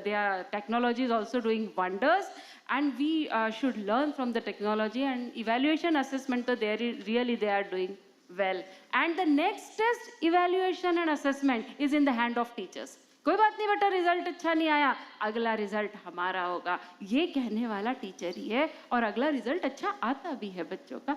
So this is the way. Thank you. I would like to add something to just what ma'am has said, and ma'am really appreciate the points which you have highlighted. Yes, I do second the idea that humans created technology. Technology humans से ही आया है, तो obviously humans have a higher up. So the biggest link here is technology has to be channelized according to the need. And yes, when it comes to evaluation, no doubt we have at our fingertips all those assessments. And a teacher today has all those options, like if a child finishes his work early, he can at least get some assessments as per the need base, like good children, some HOTS questions, the slow learners, as per needs, fine. But end of the day, we should not leave the technology. Again, this is a very practical thing, which from my personal experience I've shared, and we do have to supervise that. So we do not leave it to the technology. That is the one thing which need to be wary about. Technology, yes, it has given us, क्या होता है, human nature है, 35 minutes period, 3.5 minutes, चलो हो जाएगा. This चलो हो जाएगा, if we can move out, then we can utilize the technology to the supreme benefit for our class, for the children, and of course for the future. I just would like to add something to it. We are living in an era of personalized learning, where each student matters. And we are aware of the standardized tests. We are aware of the companies that are taking up the initiatives in bringing up the concept-based tests and various other kinds of tests to suit the needs of present-day learners. We are also focusing on higher order thinking skills. We are focusing on low order thinking skills. We are using Benjamin Bloom's taxonomy. So it's very important that that assessment should be valid and objective. Just as we are these days busy with that SAFL assessment that has been initiated by CBSE. And through that general test, they will be able to understand as to where our students are. When we lagged behind in the ranking of PISA, it was that the Indian government started this project with the central schools first, KVs first, and now they have brought this to the entire chain of the schools in the country. And with this revolution, once again, we are damn sure that we will be able to take our students to a level where they will all be successful. And we'll be able to do what we are trying to. We will be able to assess whether that concept is understood by them or not, where are the learning gaps, and how can we help them to excel. And your company is also one of such leading companies that are doing it. I'm rather fortunate enough, when I sat with Madhavi, I got the entire biodata of the company, and I'm very happy to see that you people have taken a lead and have brought and rather an effort to collaborate with so many educators today and bring them on a platform where they can also think and take a revolutionized step towards this child-led assessment to help their students excel. And all the best to you. Thank you. Thank you, ma'am. So the fact that I'm sitting amongst a panel like this and discussing such topics, such important ideas and thoughts, tells you why exactly we brought all the school leaders and educators under one roof. While we will tell you what exactly we're working on to everybody, the reason we've done this is what, ma'am, you rightfully said. The same passion that you all have for education is the one that we share. But coming back to the panel discussion, I have another very important question for each one of you. So we discussed how technology can be integrated into the classroom, the initiatives you all have taken, the drawbacks and the positives. I want to understand what trends do you see shaping the education landscape, especially in the realm of technology, number one. And my second question is, how can we adapt these technologies, these changes in our classrooms today? So, Dr. Vashish? When it comes to adapting, I'll first take the second question. Nowadays, it is really wonderful on the part of all the boards who are actually motivating the teachers to go for the professional development. Here, actually, the kind of acumen which is required by each one of us has to be chiseled in such a way that we are not left out. And I take this as a challenge when it comes to children. It is indeed a great platform where when you get stuck up with your mobiles and then you ask a child to help you out, the kind of pride that child has. So same way, if you're going to assign these children some jobs, that instead of we teaching you, you teach us, then the kind of learning these children will have, they will definitely be motivated to work in that direction, and this will definitely be helping teachers also. Because as a person from science background, probably it is easier that grasping is easy. But when it comes to people who are like not exposed too much, we are sitting in city like Jaipur. But if you're going to talk about teachers who are teaching in remote areas where the accessibility is less, and this kind of professional development trainings are being held, it is indeed a pleasure to see a person from English background taking training of AI. So this is the kind of adaptability we are looking forward for. This is the kind of change we want that the teachers should also adopt. Because in present scenario, if you are not learning, if you are not upgrading yourself, and there are so many tutorials available, you have so many exposure kind of training sessions available to you at a single click. And definitely our understanding is far, far better than the student because we have a load of experience also. So from that experience, if we learn so many things and we upgrade ourselves, it is going to be a great gelling experience with the students also, and you'll not feel left out. So this is going to give you an interactive platform with the students also, because they definitely, as sir said, they are born with technology. So you cannot challenge. You buy your mobile and barely we use 30% of the access available in those mobiles. But when it comes to children, they are utilizing it to such an extent. A child of 3 years of age is going to give you lots of input about the mobile. So this is again can be encashed as a platform for enhancing the interaction with the children. I believe this is a kind of social quotient which we are going to increase among the children also. That these children also are going to feel privileged if we are the ones who are educating the educators. So that kind of change is definitely going to be there. And yes, the kind of professional development which is present in all the facets of the society, teachers should take it as a challenge and should start upgrading yourself. So this is my say from. Thank you so much. And I agree, children should feel privileged, because I certainly do feel a little jealous listening to the great technologies that we currently have. I wish they were there when I was studying. So I would like to ask the same. Yes, sir. Yes, sir. I'm proud to tell you my chairman is over 86 now, and he just enrolled himself into one of the Ivy League universities to learn AI. So he's back to school. That is great. This is happening, sir. I was just going through the newspaper. I was just going through the newspaper day before yesterday or yesterday. There is a teacher who's at the age of 96. She is still teaching. So this is the kind of change which is visible in the society. Otherwise, in age of 60, we used to have a mental block that now we have retired and we should not take it further. But the things have changed. And there was always this kind of a vacation always available. but we never tried exploring that. But yes, the society, the kind of media exposure has given that kind of confidence to the people also, that they have started exploring their world in a different direction. And I must say, sir, we have to adapt, otherwise we'll become obsolete in times to come. For sure, ma'am.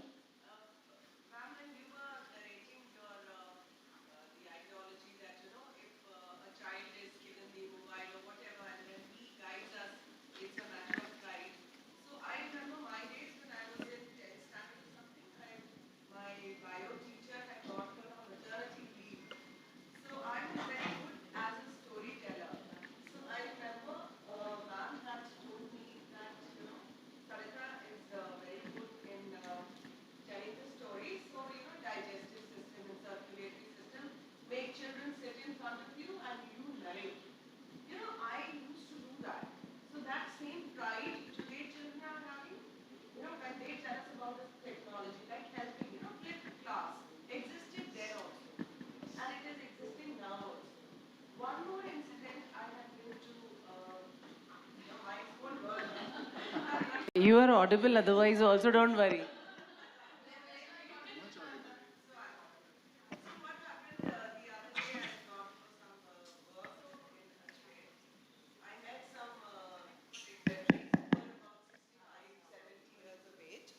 And I have recently developed interest in shares.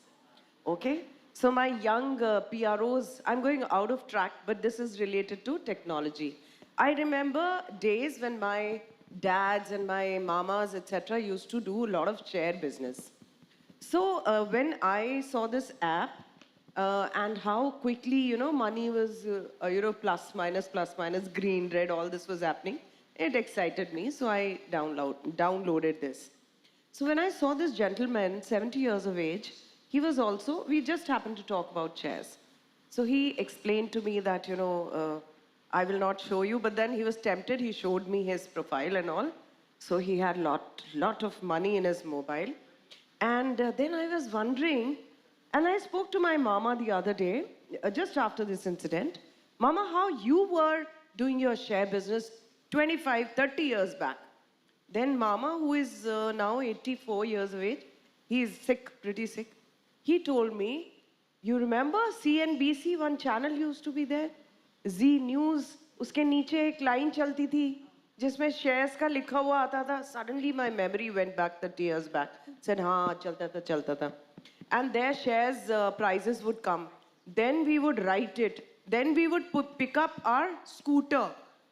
उस ज़माने में Lambretta वगैरह चलते थे. And then we would take our checkbooks. We'll go and give it to the agent. And this gentleman whom I met in Ajmer, 75 years of age, he said, हम 25 साल पहले जयपुर आते थे, to drop in our checks. And today everything is available in this pretty small, smart mobile. We keep it in the pocket. So isn't this amazing? It is definitely time saving. So the bulk of knowledge which we had in our childhood days, like ma'am said, Rita ma'am was saying, कि एक project मिला तो जाके archaeological department में बैठ के मुझे search करना पड़ा. मुझे भी याद आया, मैम मुझे वो टर्म ही भूल गई थी जो आपने अभी ली थी, वो स्लाइड्स के साथ शीट्स, ट्रांसपेरेंट शीट्स. मुझे वो टर्म भूल चुकी है.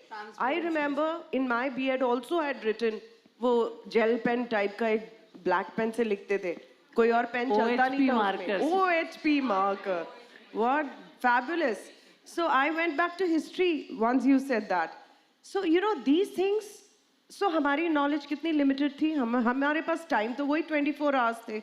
We had very little time. Libraries were away. We would walk there, go there, cycle there, and then parents would buy one book, not buy one book, borrow one.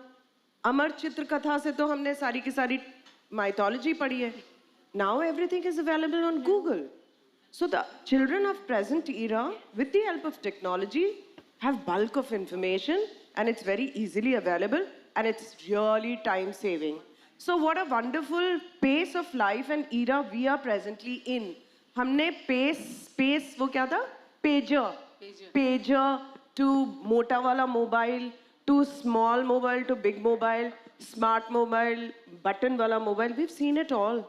So we are fortunate from that point of view that we are addressing that transition phase. Transition phase, and we have adapted ourselves so pretty well. Yes. And being teachers, I guess we are very, very hard learners. You know, we are quick learners. हम लोग बड़े enthusiastic learners भी हैं. शायद इसीलिए teachers हैं. That's what we were discussing a minute before. Very true. That you know we are ready to adapt ourselves. Come what may, हमें ऐसे लगता है हमसे अच्छा कोई हो ही नहीं सकता. पहले मैं सीख लूँ, बाद में मैं सिखाऊँ. So I think that is the advantage of the present Ma'am, technology. the kind of exposure and the kind of experience we have, Probably. that is also facilitating the process of learning. And by the way, we are born motivators. As Geeta said, motivational speaker नहीं, हम पैदाइशी motivational speakers हैं. हम हमेशा ही positive सोचते हैं. Also, thanks to this Google form, remember how we used to collect data going from class to class? अभी click of a button and all the, you know, अब हम कितने smart हो गए हमारे पास, you know, we are from Ryan's. So we get data from all 140 schools in India with that one small Google sheet. ऐसे करके ऐसे download करो और sheet आ जाती है कि कहाँ पे क्या हो रहा है. So things have really changed. And thanks to technology and thanks to IITians like you, I mean, great job.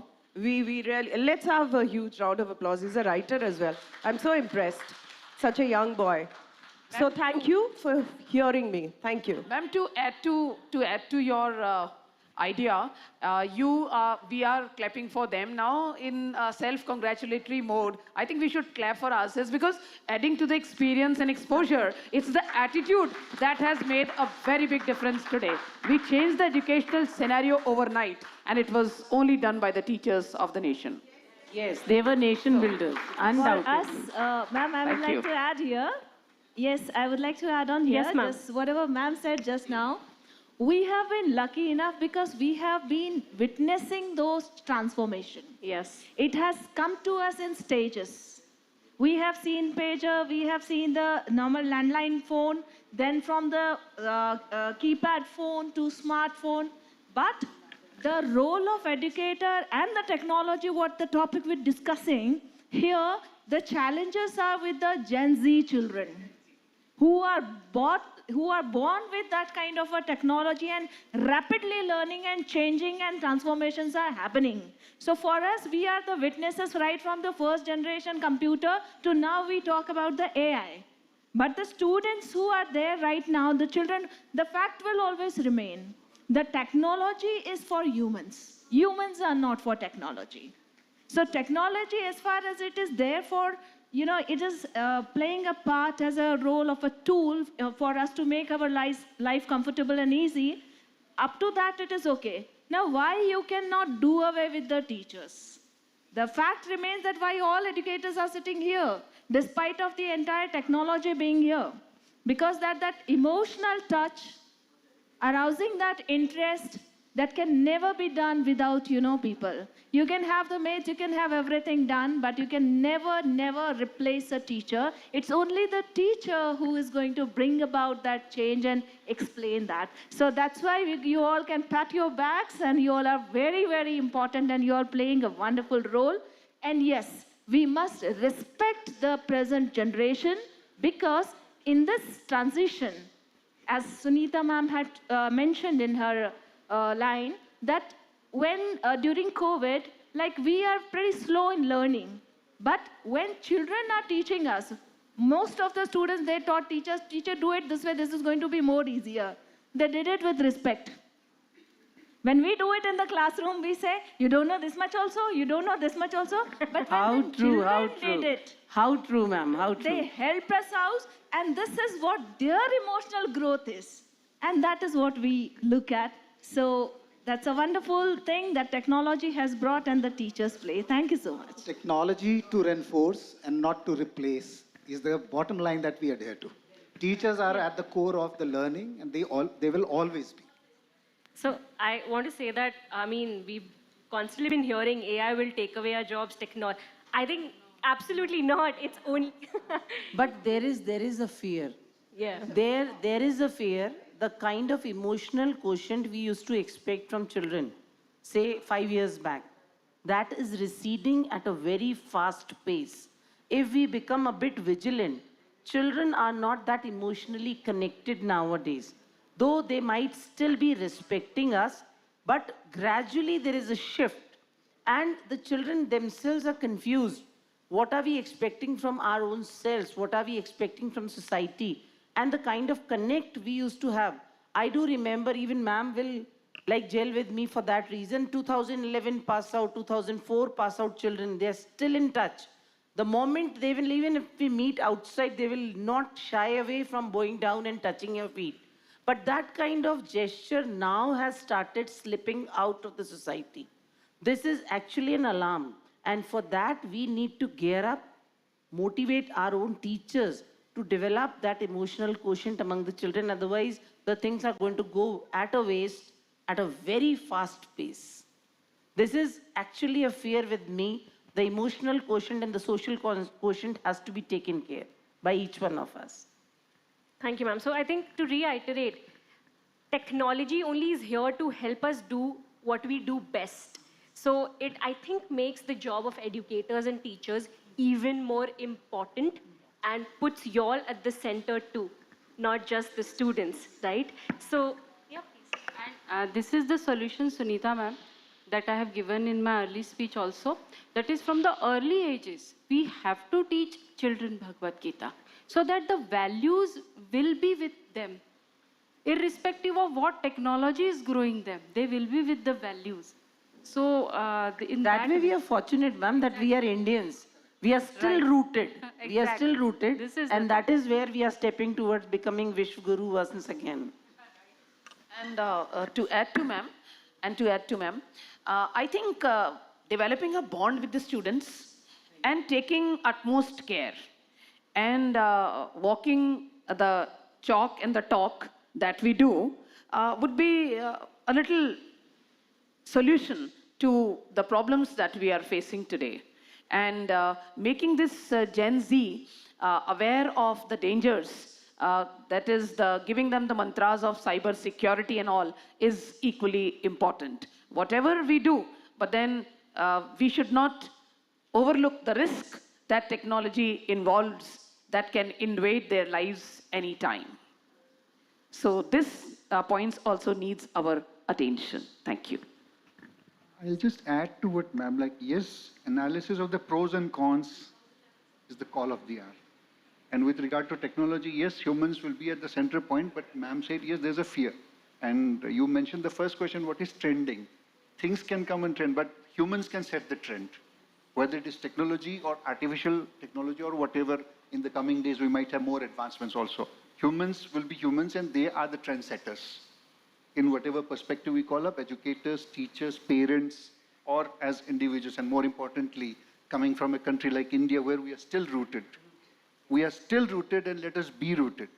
So yes, it's a wake-up call, but the biggest learning from COVID was, prior to COVID, there were simple apps like Zoom and all that, but most of us hardly bothered about that. ठीक है. But that COVID gave us a big set of learning, and it is still continuing. So if we continue doing that, we will be the biggest trendsetters. Yes, it's a VUCA world and we're all living in it. Yes. So before I end this, I want to say what a powerhouse of a panel discussion. Thank you very much. It was wonderful. So, yes. I mean, it stands true to our, for this entire event, we thought of three things. We brought everybody together so that we could connect. Secondly, we wanted the school leaders and the educators to inspire everyone with their ideas and initiatives. And lastly, let's all lead together into the future. So thank you very much. We had a great time talking to you all. I hope the audience enjoyed too. Some of the ideas and the discussions were really thought-provoking. And yes, rightfully, responsible and thoughtful implementation of technology is very important. But we are going to make it revolutionary, not the other way around. So thank you so much, everyone. And with this, the panel discussion comes to an end. Thank you, Shreya, for wonderfully moderating this panel discussion. The topic was really, really current, and we all know that how AI has been helping us in all respect. With this, we come to the first part of the event. We are ending here the first part where we had two exciting panel discussions.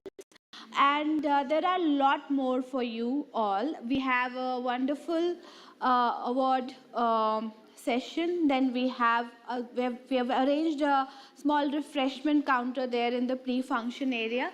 I would request each one of you for a small networking break, and then request all of you to reconvene here like in 20 minutes. So all of you, please enjoy the refreshments that we have in the pre-function area, and let's join back to the event in next 20 minutes. Thank you, everyone. Thank you.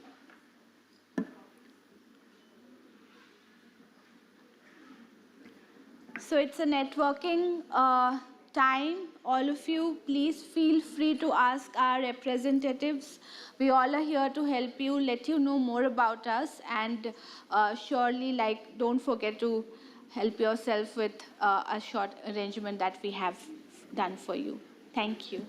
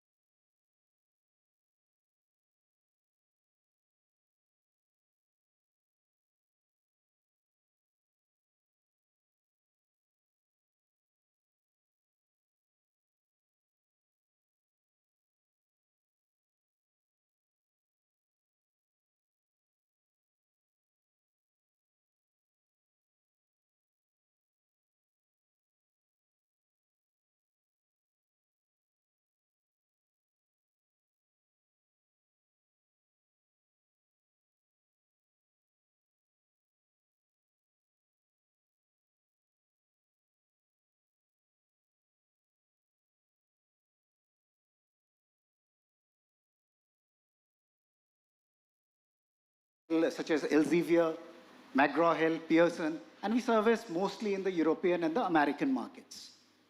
And we have been having this experience of catering to these customers for the last 5 decades, almost like 5 decades. And with that experience, actually one of our Latin American clients, they asked us if we could develop a solution, an AI-based solution for their K-12 student market. Obviously, at that time, we didn't have any such solution because we were focusing mostly on the research part of it, on the research papers and research journals. But given that opportunity, we started to research and work on that project. And when we started to work on that project, trying to develop a solution for their K-12 students in the maths and science streams, we felt that there was a lot of resonance that the requirements of the students there had with the students in India, somewhat similar. And then germinated the idea that we have been servicing, we have been working for clients across the globe, but we haven't actually delivered something credible for our students here. And then under Sir's leadership, we started to work on the idea behind Q&I. So Q&I was principally started to address the challenges of the students who were working or who were preparing for these competitive examinations in India. Because that's a point when they actually look out for a lot of help. And 1995, we have around 1 crore students preparing for these examinations. So that gives us a huge market. And we were trying to see what their real challenges are. We started to talk to the students here. And when we started to talk to the students, one of the major challenges that they came up with, or they told us, was that they were unsure of their own preparation levels. They were going to schools, probably they were going to coachings, they were taking these specialized instructions as well. But a lot of students find it difficult to understand where they are in their learning journey. They also feel that when, specifically for these competitive examinations, when they have a huge group setting, generally that's how these classes are conducted, their individuality is lost. They are not able to get the attention that they need. And that was one very important problem for them. Almost 40% of them said that they had trouble asking questions in the class because they were not sure. They were not sure if their problems was relevant or not. And there was the basic problem. If the student fears,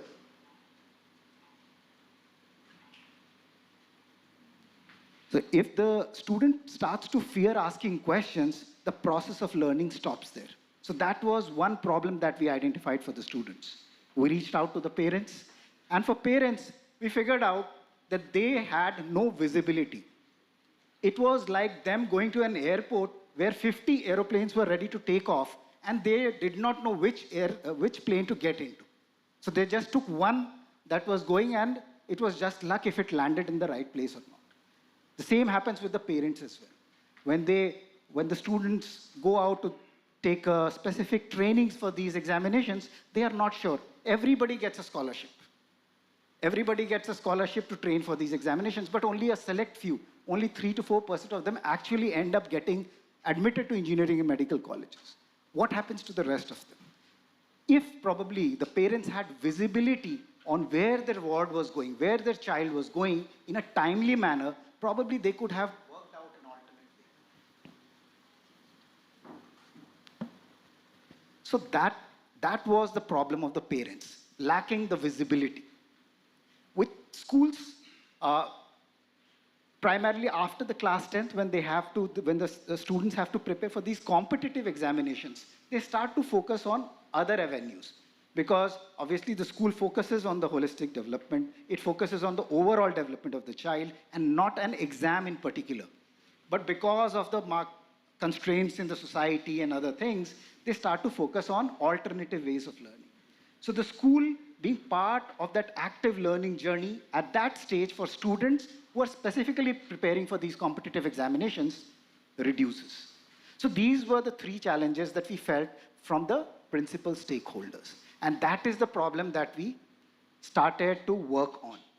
We put our learning and design team to work, and one of the team members is Neha. She leads the learning and design team here at Q&I. So Neha's team started working on it and tried to deep dive into the challenges work out a concept that works with the students in India and offers a solution that works in tandem with the existing systems of education.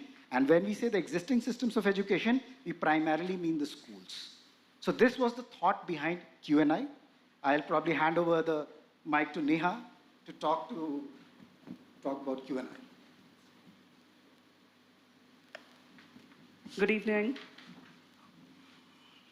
So, as Anurag mentioned, we have 50 years old legacy in building content and technology solutions that empower us to understand the diverse learning needs.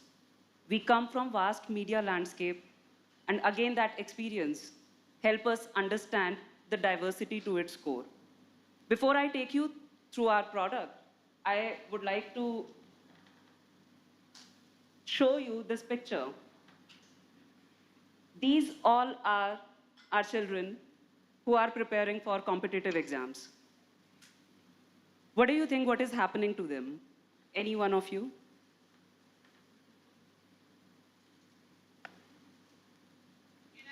Yeah, sure.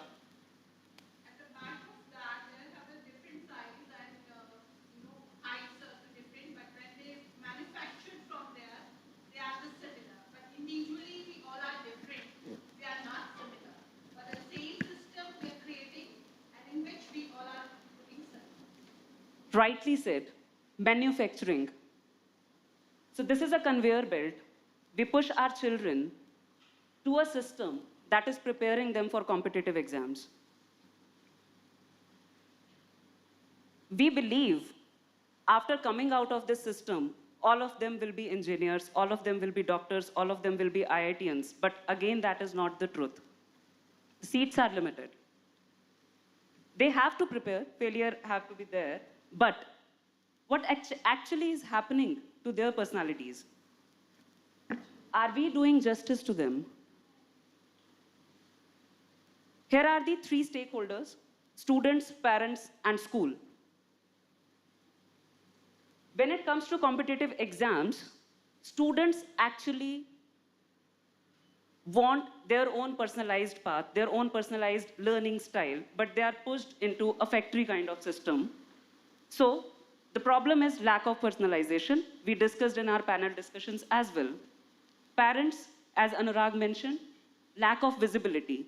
As a parent, I send my child to prepare for coaching, to prepare for IIT JEE exam, but I get to know the failure or I get to know the success only after 2 or 3 years. In between, nothing is visible to me. It's a false consciousness, actually. And school. School, you all are educational leaders, and you all know schools have an active role to play, but because the system is not aligned with what schools do, schools are not an active participant anymore. To solve this problem, we have devised a solution, Q&I. In the previous discussion as well, we elaborated Q&I meaning questions and I. एक बच्चा और सवाल. Competitive exam का यही focus है. That's the fundamental principle. Rest all are facilitators. So we understand this, we understand diversity, and we compile all the problems and all the solutions together. And this is our concept. We start with personalized learning. Our fundamental principle is personalization. We create personalized learn journeys for the students and guide them to walk on that. Our guiding philosophy is assessment-led philosophy. We assess and then we decide what learning path should we take our students to. To achieve that goal, our AI-powered adaptive engine help us. We provide in-depth analytics to students, to parents, and to schools. So together, institutions, students, and parents come together in one roof, helping the child to prepare for competitive exams. these are our offerings, how we do that. So in principle, everything sounds really good, but actual implementation and actual how behind it is something that we all want to know. So we start with a diagnostic test. We take the student to in-depth diagnostic test. We understand where the student's actual potential lies. Then we analyze, based on that diagnostic test, the student report. So here it's the MyQ metrics. If you can see, we showcase what are the strengths, what are the weaknesses, what are the opportunities, and what the child should do in terms of the core learning skills. We call those core learning skills as knowledge points that are the basic elements of learning. If the student doesn't understand inertia, he needs to understand what inertia is. Then instead of teaching the entire chapter, the child should be teach only single topic or the single knowledge point. We showcase the progress journey as well. We identify weakness and strength. So this is the adaptive testing. If you can see, there is a score, topics, 120 strengths. So this is a diagnostic test taken by one of our students. So 120 strengths, 90 opportunities, potentially strong topics that can get into that strength area. There are 50 weak points. So instead of learning all these topics, you can just learn 50 these topics and then test again and see the change in your MyQ score. So in a way, we are actually finding what exactly to teach, and then we are solving the problem of time, where our children dropping the year because that requires extra effort. But actually, when the syllabus is same, when grade 11 and 12 syllabus is coming, only the approach is different, then why should we drop the year? We can save the time by showcasing that strength and weaknesses and working on the weakness part. Above all, our teaching methodologies. So our teachers work with the student directly. They understand what the learn journeys are, what are the students' requirements. We provide teaching tutorials and also need-based learning, need-based tutorials. If any student wants to learn any topic anytime, that need-based tutorial will be provided to that student. And then fourth comes the practice part. So practice, we allow students with unlimited practice questions, unlimited mock tests that are adaptive in nature. And Anurag would like to add. So just to add to what Neha is saying, what the circle basically represents is closing the learning loop. Because if you have an open-ended learning, the outcomes are not going to be as good. So we need to close the learning loop, and that is where the power of assessment-led learning comes. As Neha said, we begin the process with a diagnostic test, just like a doctor would advise a patient. Before curing the patient, they have to diagnose the patient first.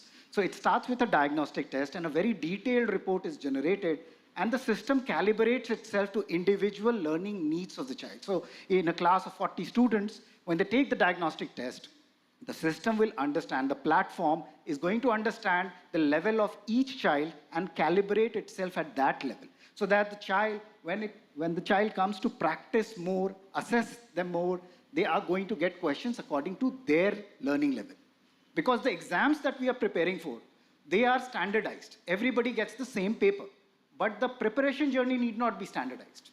The 2 years or 3 years, whatever time that the child spends to prepare for these examinations, they have to be adapted to the child's learning level, and that is what the platform does. The analysis part, once the diagnosis is done, analysis done, the platform suggests the strengths and weakness areas. And it also gives you the recommendations on how you work on it. Obviously, these weaknesses or the identification part or the analysis part is shared with the teachers as well, because we have said that teachers are at the core of it. Technology can reinforce what is being given in the schoolroom. So the identification, the analysis part is conveyed both to the teachers, the students, and the platform itself creates tasks for the child in case they want to take it up. Once all of it is done, we provide teaching. Now, the teaching can be in two modes. One, it can be a generic teaching where a class of 40 students, 30 students come. We teach the entire topic. Or we can personalize it to a next level. And that level is, if I know that out of these 30 students, 10 are good in X topic, 10 are good in X topic but at an advanced level, and the rest of the 10 are good at or bad at a topic Y. Accordingly, we can tailor these tutorial sessions for them. And that is what Q&I does. So the platform gives us the data on where the children are. We club them, and then we invite them for specific need-based tutorial sessions. So the granularity now is at a topic level, and we create a homogeneous set of students that we cater to in these group sessions that we invite for. So in a way, it still remains a bit personalized because we have a homogeneous group of students attending to those sessions. After the teaching is done, then we go back to the practice mode because we need to check how much have we learned, and these practice or these testing happens in the tutorial classes itself so that we figure out where the child is. And once that is done and the child reaches the desired proficiency level, which is defined by the system, we say that the learning loop is completed. When we are attempting this learning loop, the two important aspects are the classroom, the hybrid mode of learning of classroom and the online that we offer, and the learning platform that we have. So this is the offering that we have.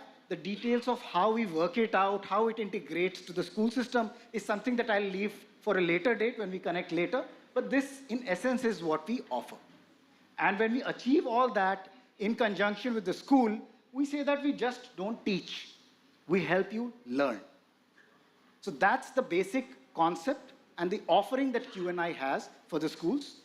That is tailored as per the individual school's requirements. So there are multiple program offerings that we have, both in the hybrid, in the physical mode, in the hybrid mode, as well as purely platform mode as well. That is something that is aligned to the school's needs. And whatever initiatives that Q&I takes, it is always focused on being outcome-led.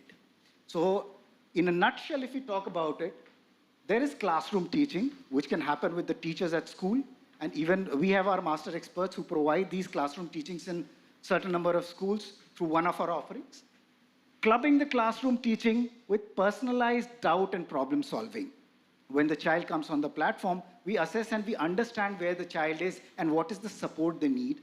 And accordingly, we devise these personalized doubt and problem solving sessions, as well as the topic level need-based tutorial sessions.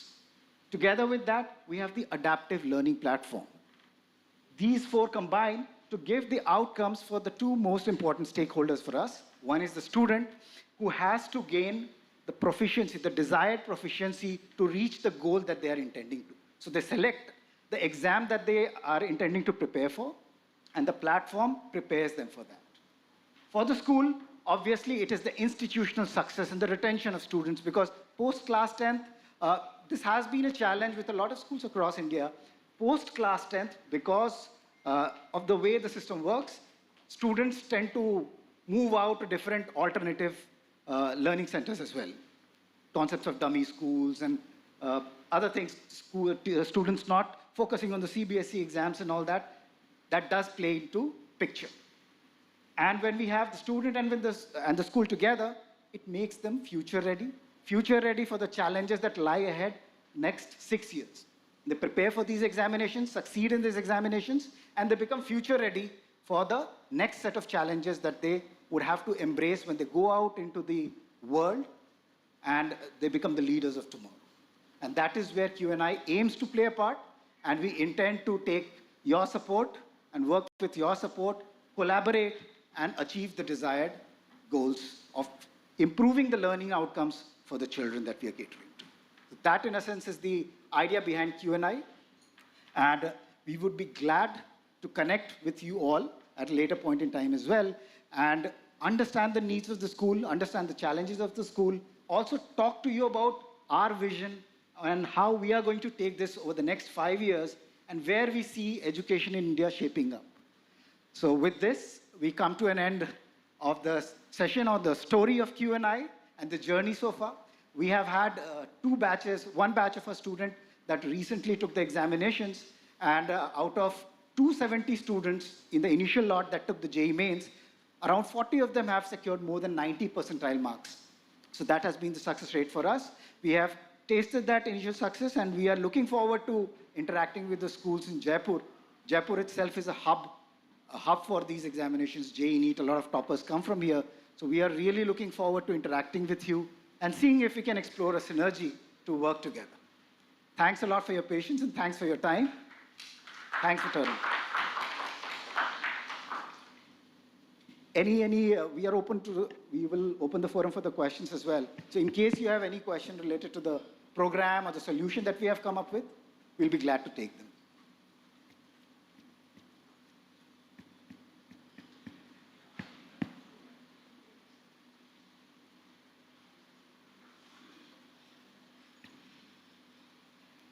Anything from anyone?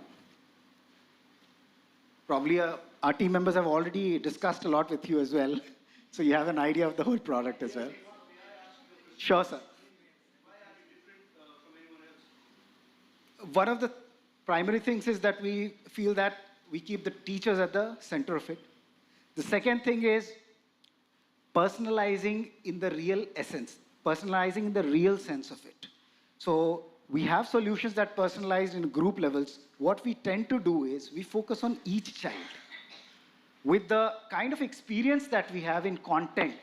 So we said that we are a company that has been into content structuring, tagging for last 40 years. So we have that expertise there. So the content that we have, probably the questions might still be the same, but the way we tag them and put it into the system is different. When somebody takes a question and calls it simple, medium, and difficult, we segregate it into 27 levels of difficulty. Because when we say that a question is easy, medium, or difficult, there would be n number of factors that make it easy, medium, or difficult. So we go down to that granularity and work out a 27-level matrix. So probably the way we are taking up the content and then giving it out to the students based on their need is what differentiates us. Because time is of primary importance. Time is of essence in these kinds of examinations. You don't have the time to sift through 1 lakh questions and be ready for these examinations. You have to be smart.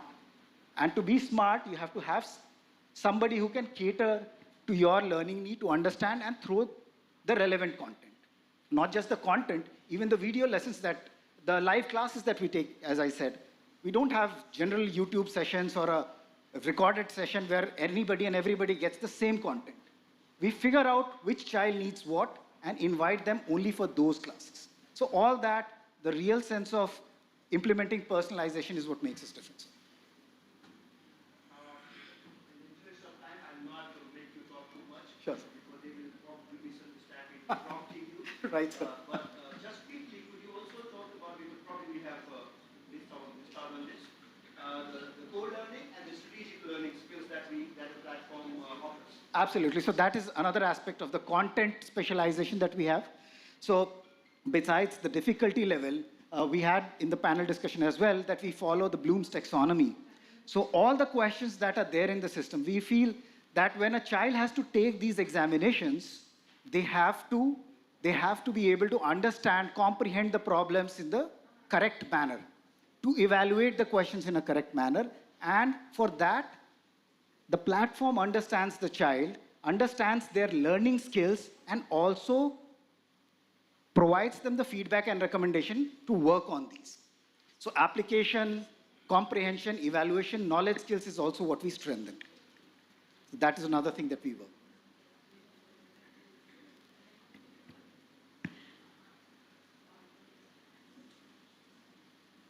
In addition to the same, our questions are designed on basic skills such as procedural fluency, strategic competence, pattern recognition, and visual perception. So these are the elements which we take care in our questions as well.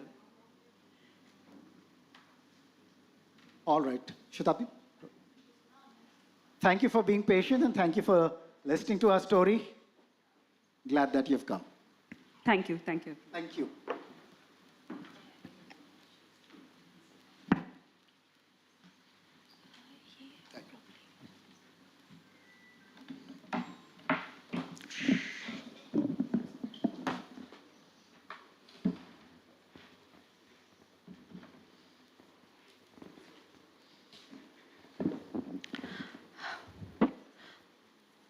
Thank you, Anurag. Thank you, Neha, for enlightening us with what Q&I and what we are doing and what we can do for you. Proceeding further, I would request all of you to please join us in this stage. We want to have a group photograph. I really request each and everyone to please come forward and join us in the stage. It's just going to be a 5 minutes exercise. We really want to capture this moment of clicking picture with all of you. Yes, we have seen all of you were clicking pictures outside, but please let us have this memory stored for us. Thank you. And even Q&I team as well. I request the Q&I team as well to join us.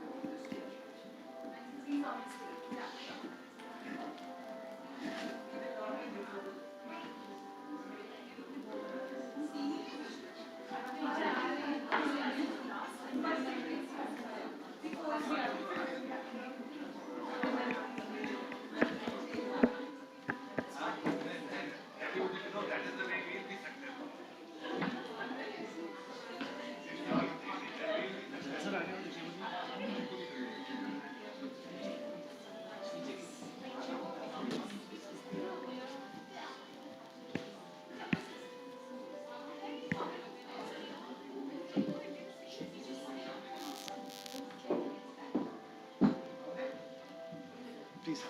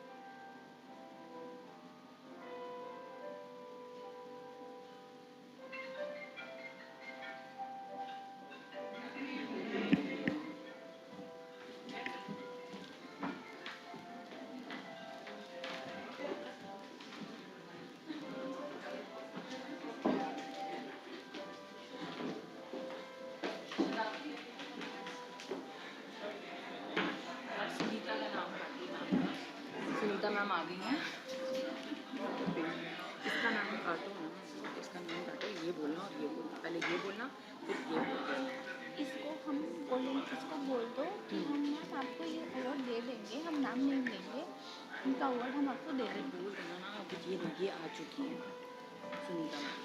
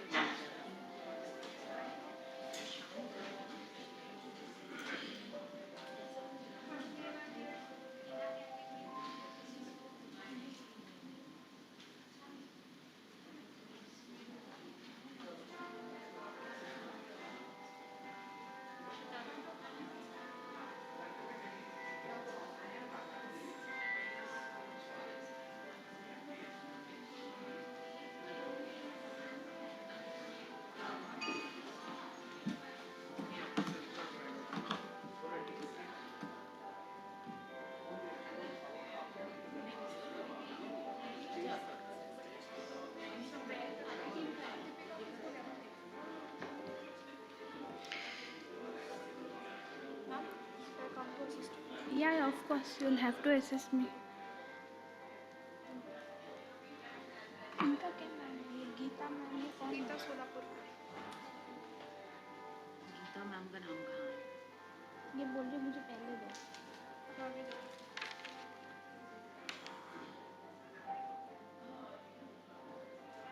ये वो नहीं है क्या? नहीं, Gita ma'am है इसमें, Gita ma'am है।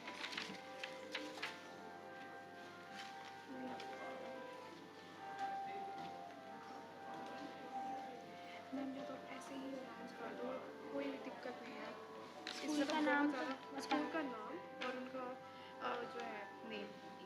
क्या हो रहा है मुझे नहीं समझ में आ रहा थी। ये रहा गीता सोल। आपने टिक हाँ गीता सोलापुर का।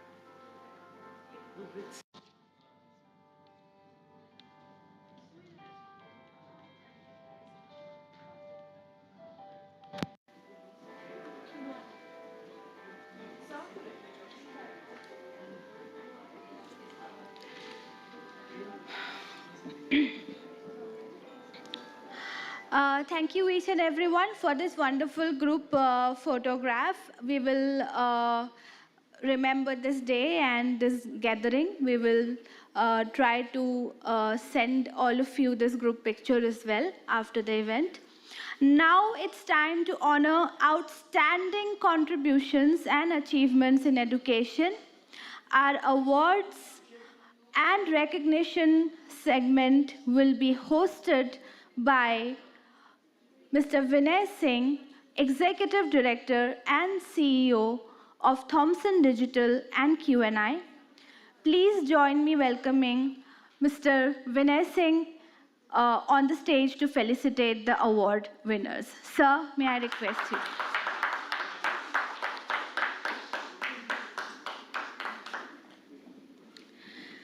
Thank you, sir.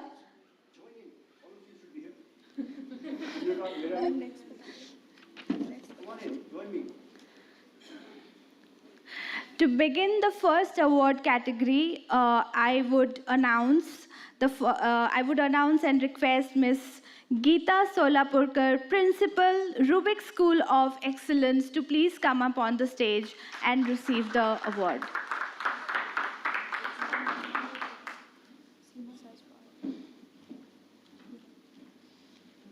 Thank you very much for being here. It was a pleasure hearing you.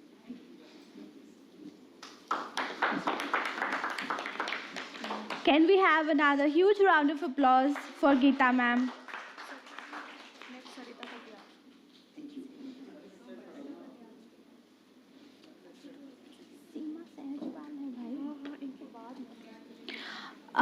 Thank you so much. Up next, we have Icon for Visionary in Academic Excellence, and the award goes to Seema Sehajpal, Dharav High School, Jaipur.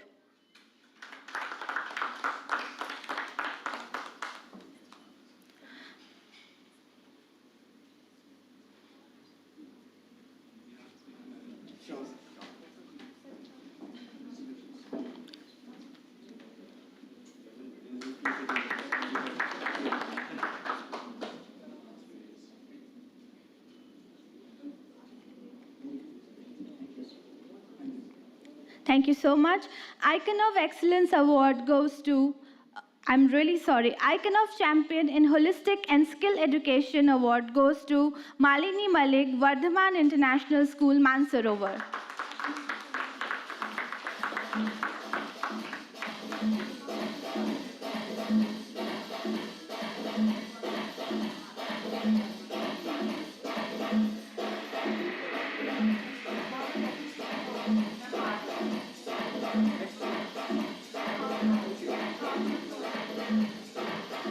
Thank you so much. Icon of Excellence Award goes to Ms. Sarita Katyar, Ryan International School, VP Road, Mansarovar.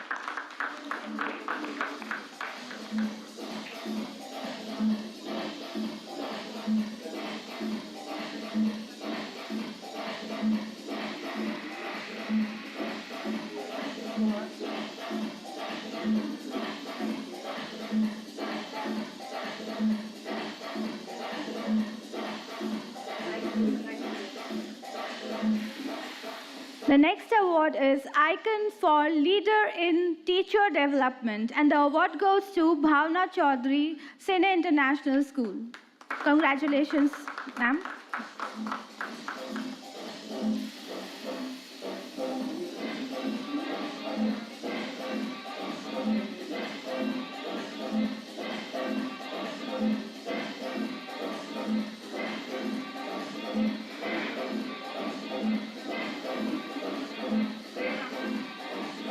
Thank you so much. The next award category is Icon for Visionary in Academic Excellence, and the award goes to Dr. Bharul Islam Ryan Education School.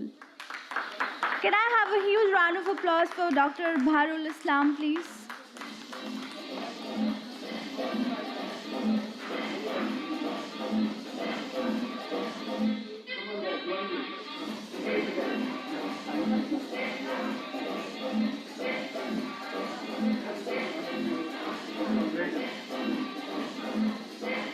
Thank you so much, sir. The next award category is Icon for Leader in Teacher Development, and the award goes to Ms. Preeti Mathur, Kapil Gyanpit, Jaipur.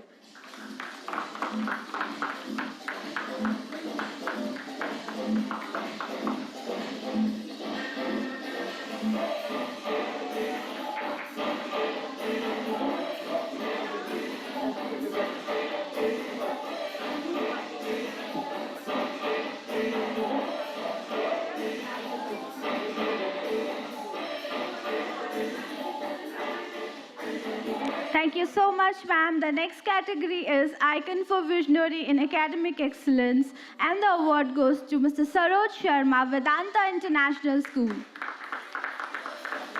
Ms. Saroj Sharma, Vedanta International School, congratulations, ma'am. May I have a huge round of applause, everyone?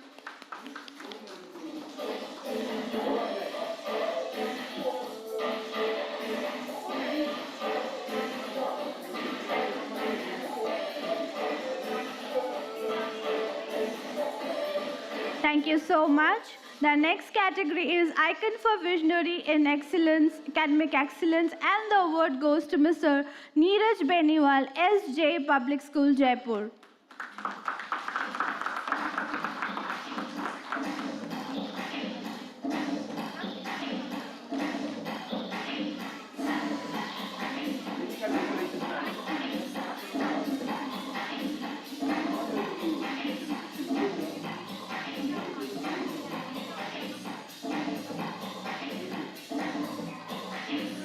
Thank you so much. Icon for Visionary in Academic Excellence Award goes to Ms. Rita Bhargava Maheshwari Public School.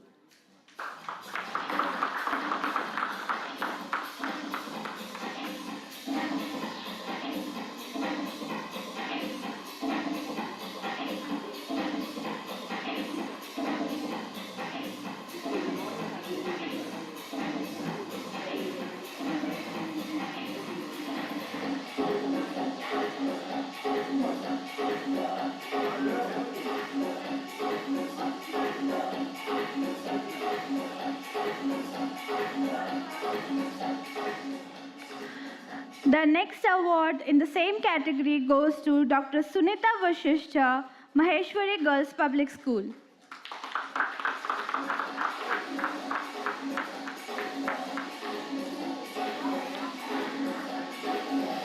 The next, we have ma'am to, okay. Thank you so much, ma'am, for receiving the award on behalf of Ms. Dr. Sunita Vashishtha.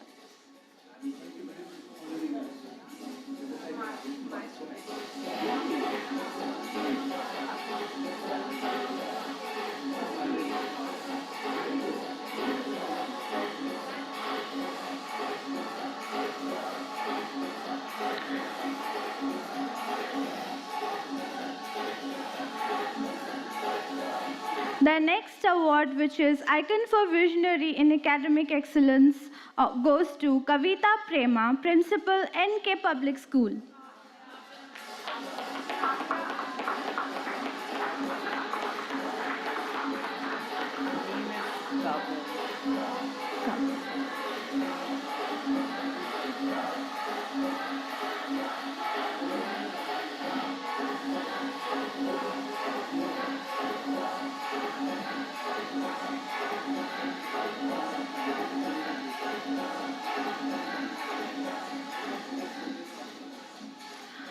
The next award category is Icon for Champion in Holistic and Skill, and the award goes to Mr. Ajay Vijay Vargi, Principal, Alpha Beta School, Jaipur.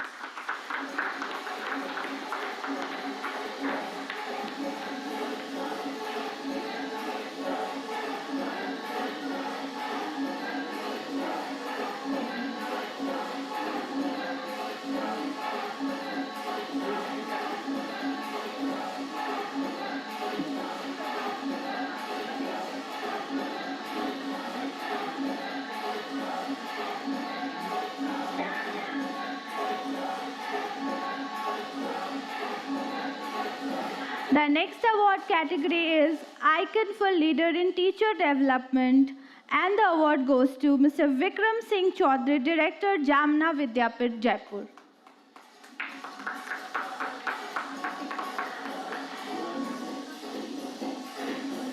Thank you so much, ma'am, for receiving the award on behalf of him.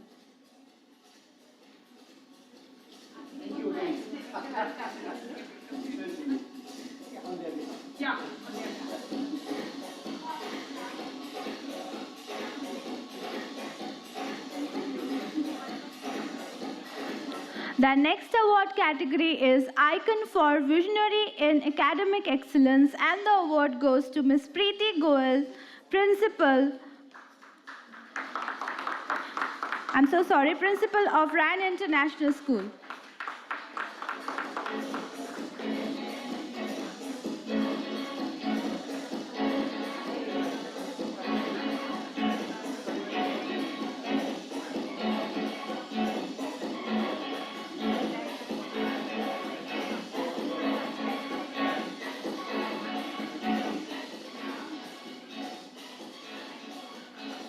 The next award category is Icon for Visionary in Academic Excellence, and the award goes to Karuna Nagpal, Aurobindo International School.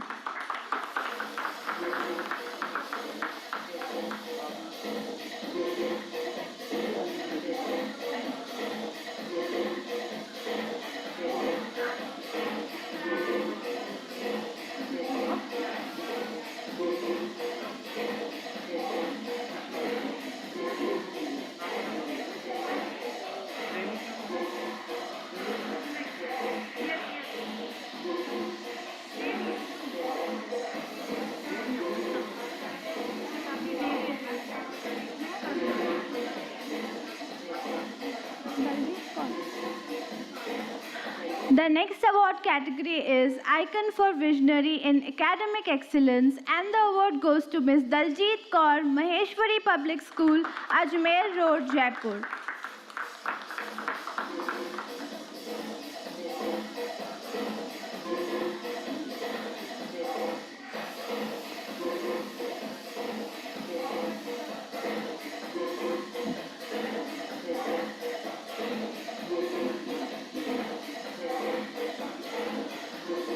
The next award in the same category goes to Sunita Puri, Bansal Public School, Jaipur.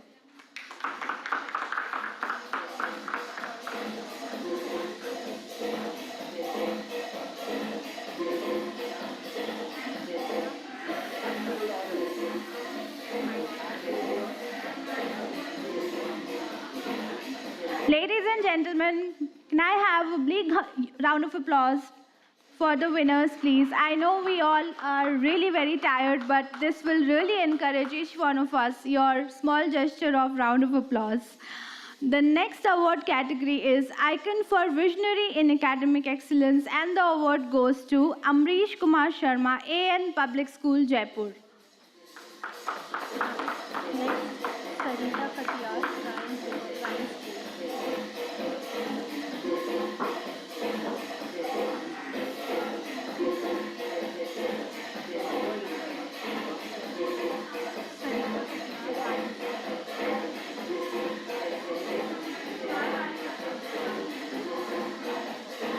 The next award in the same category goes to Ms. Sarita Katyar, Ryan School, Jaipur.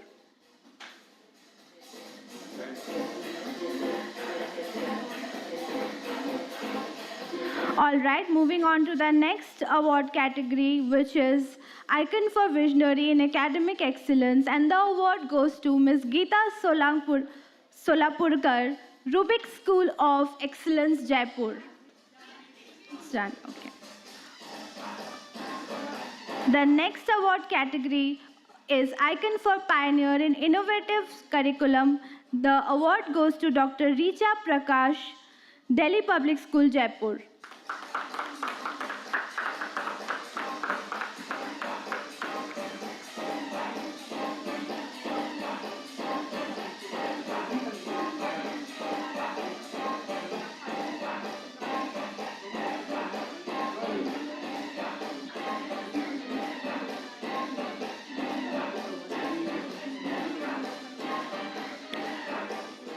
Thank you. The next award category is Icon for Visionary in Academic Excellence, and the award goes to Kavita Agarwal, Piramal Girls School, Jaipur.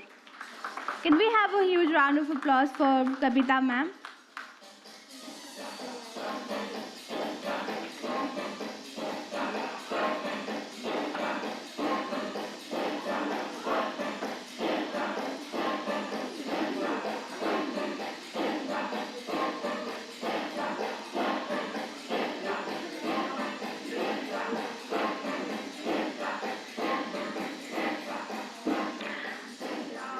The next award category is Icon for Visionary in Academic Excellence, and the award goes to Ms. Nikita David, Principal, Fellowship Mission School.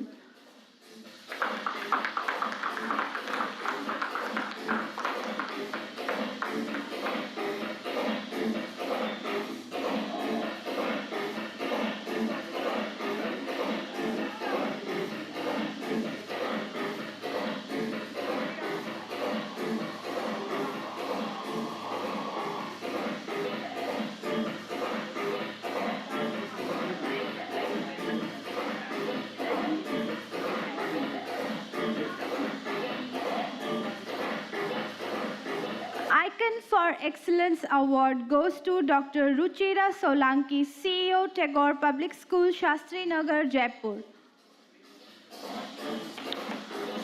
All right, moving on to the next, we have Icon for Visionary and Academic Excellence, and the award goes to Mr. Lal Bahadur, Principal, Saksham Public School, Jaipur.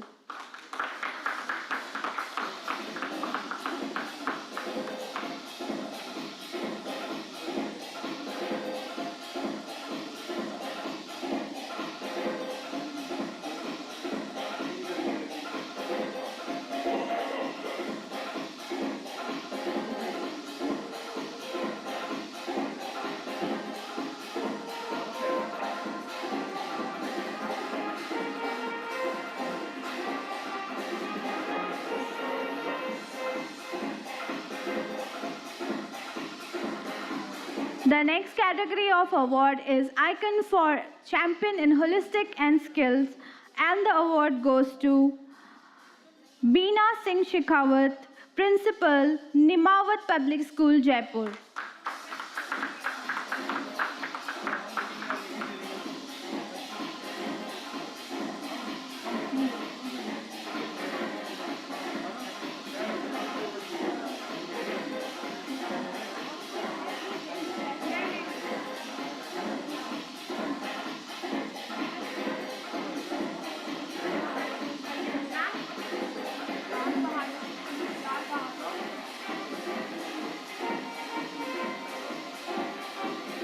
The next category of award, Icon for Visionary in Academic Excellence, goes to Mr. Lal Bahadur.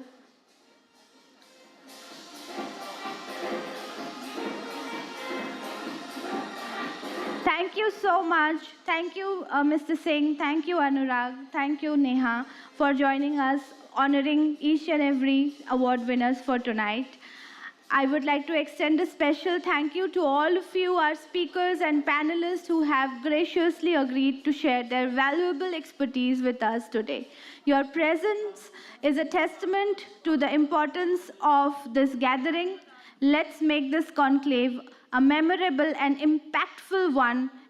Thank you, all of you, once again for being here. Have a wonderful evening and safe travel. Good night. Thank you again.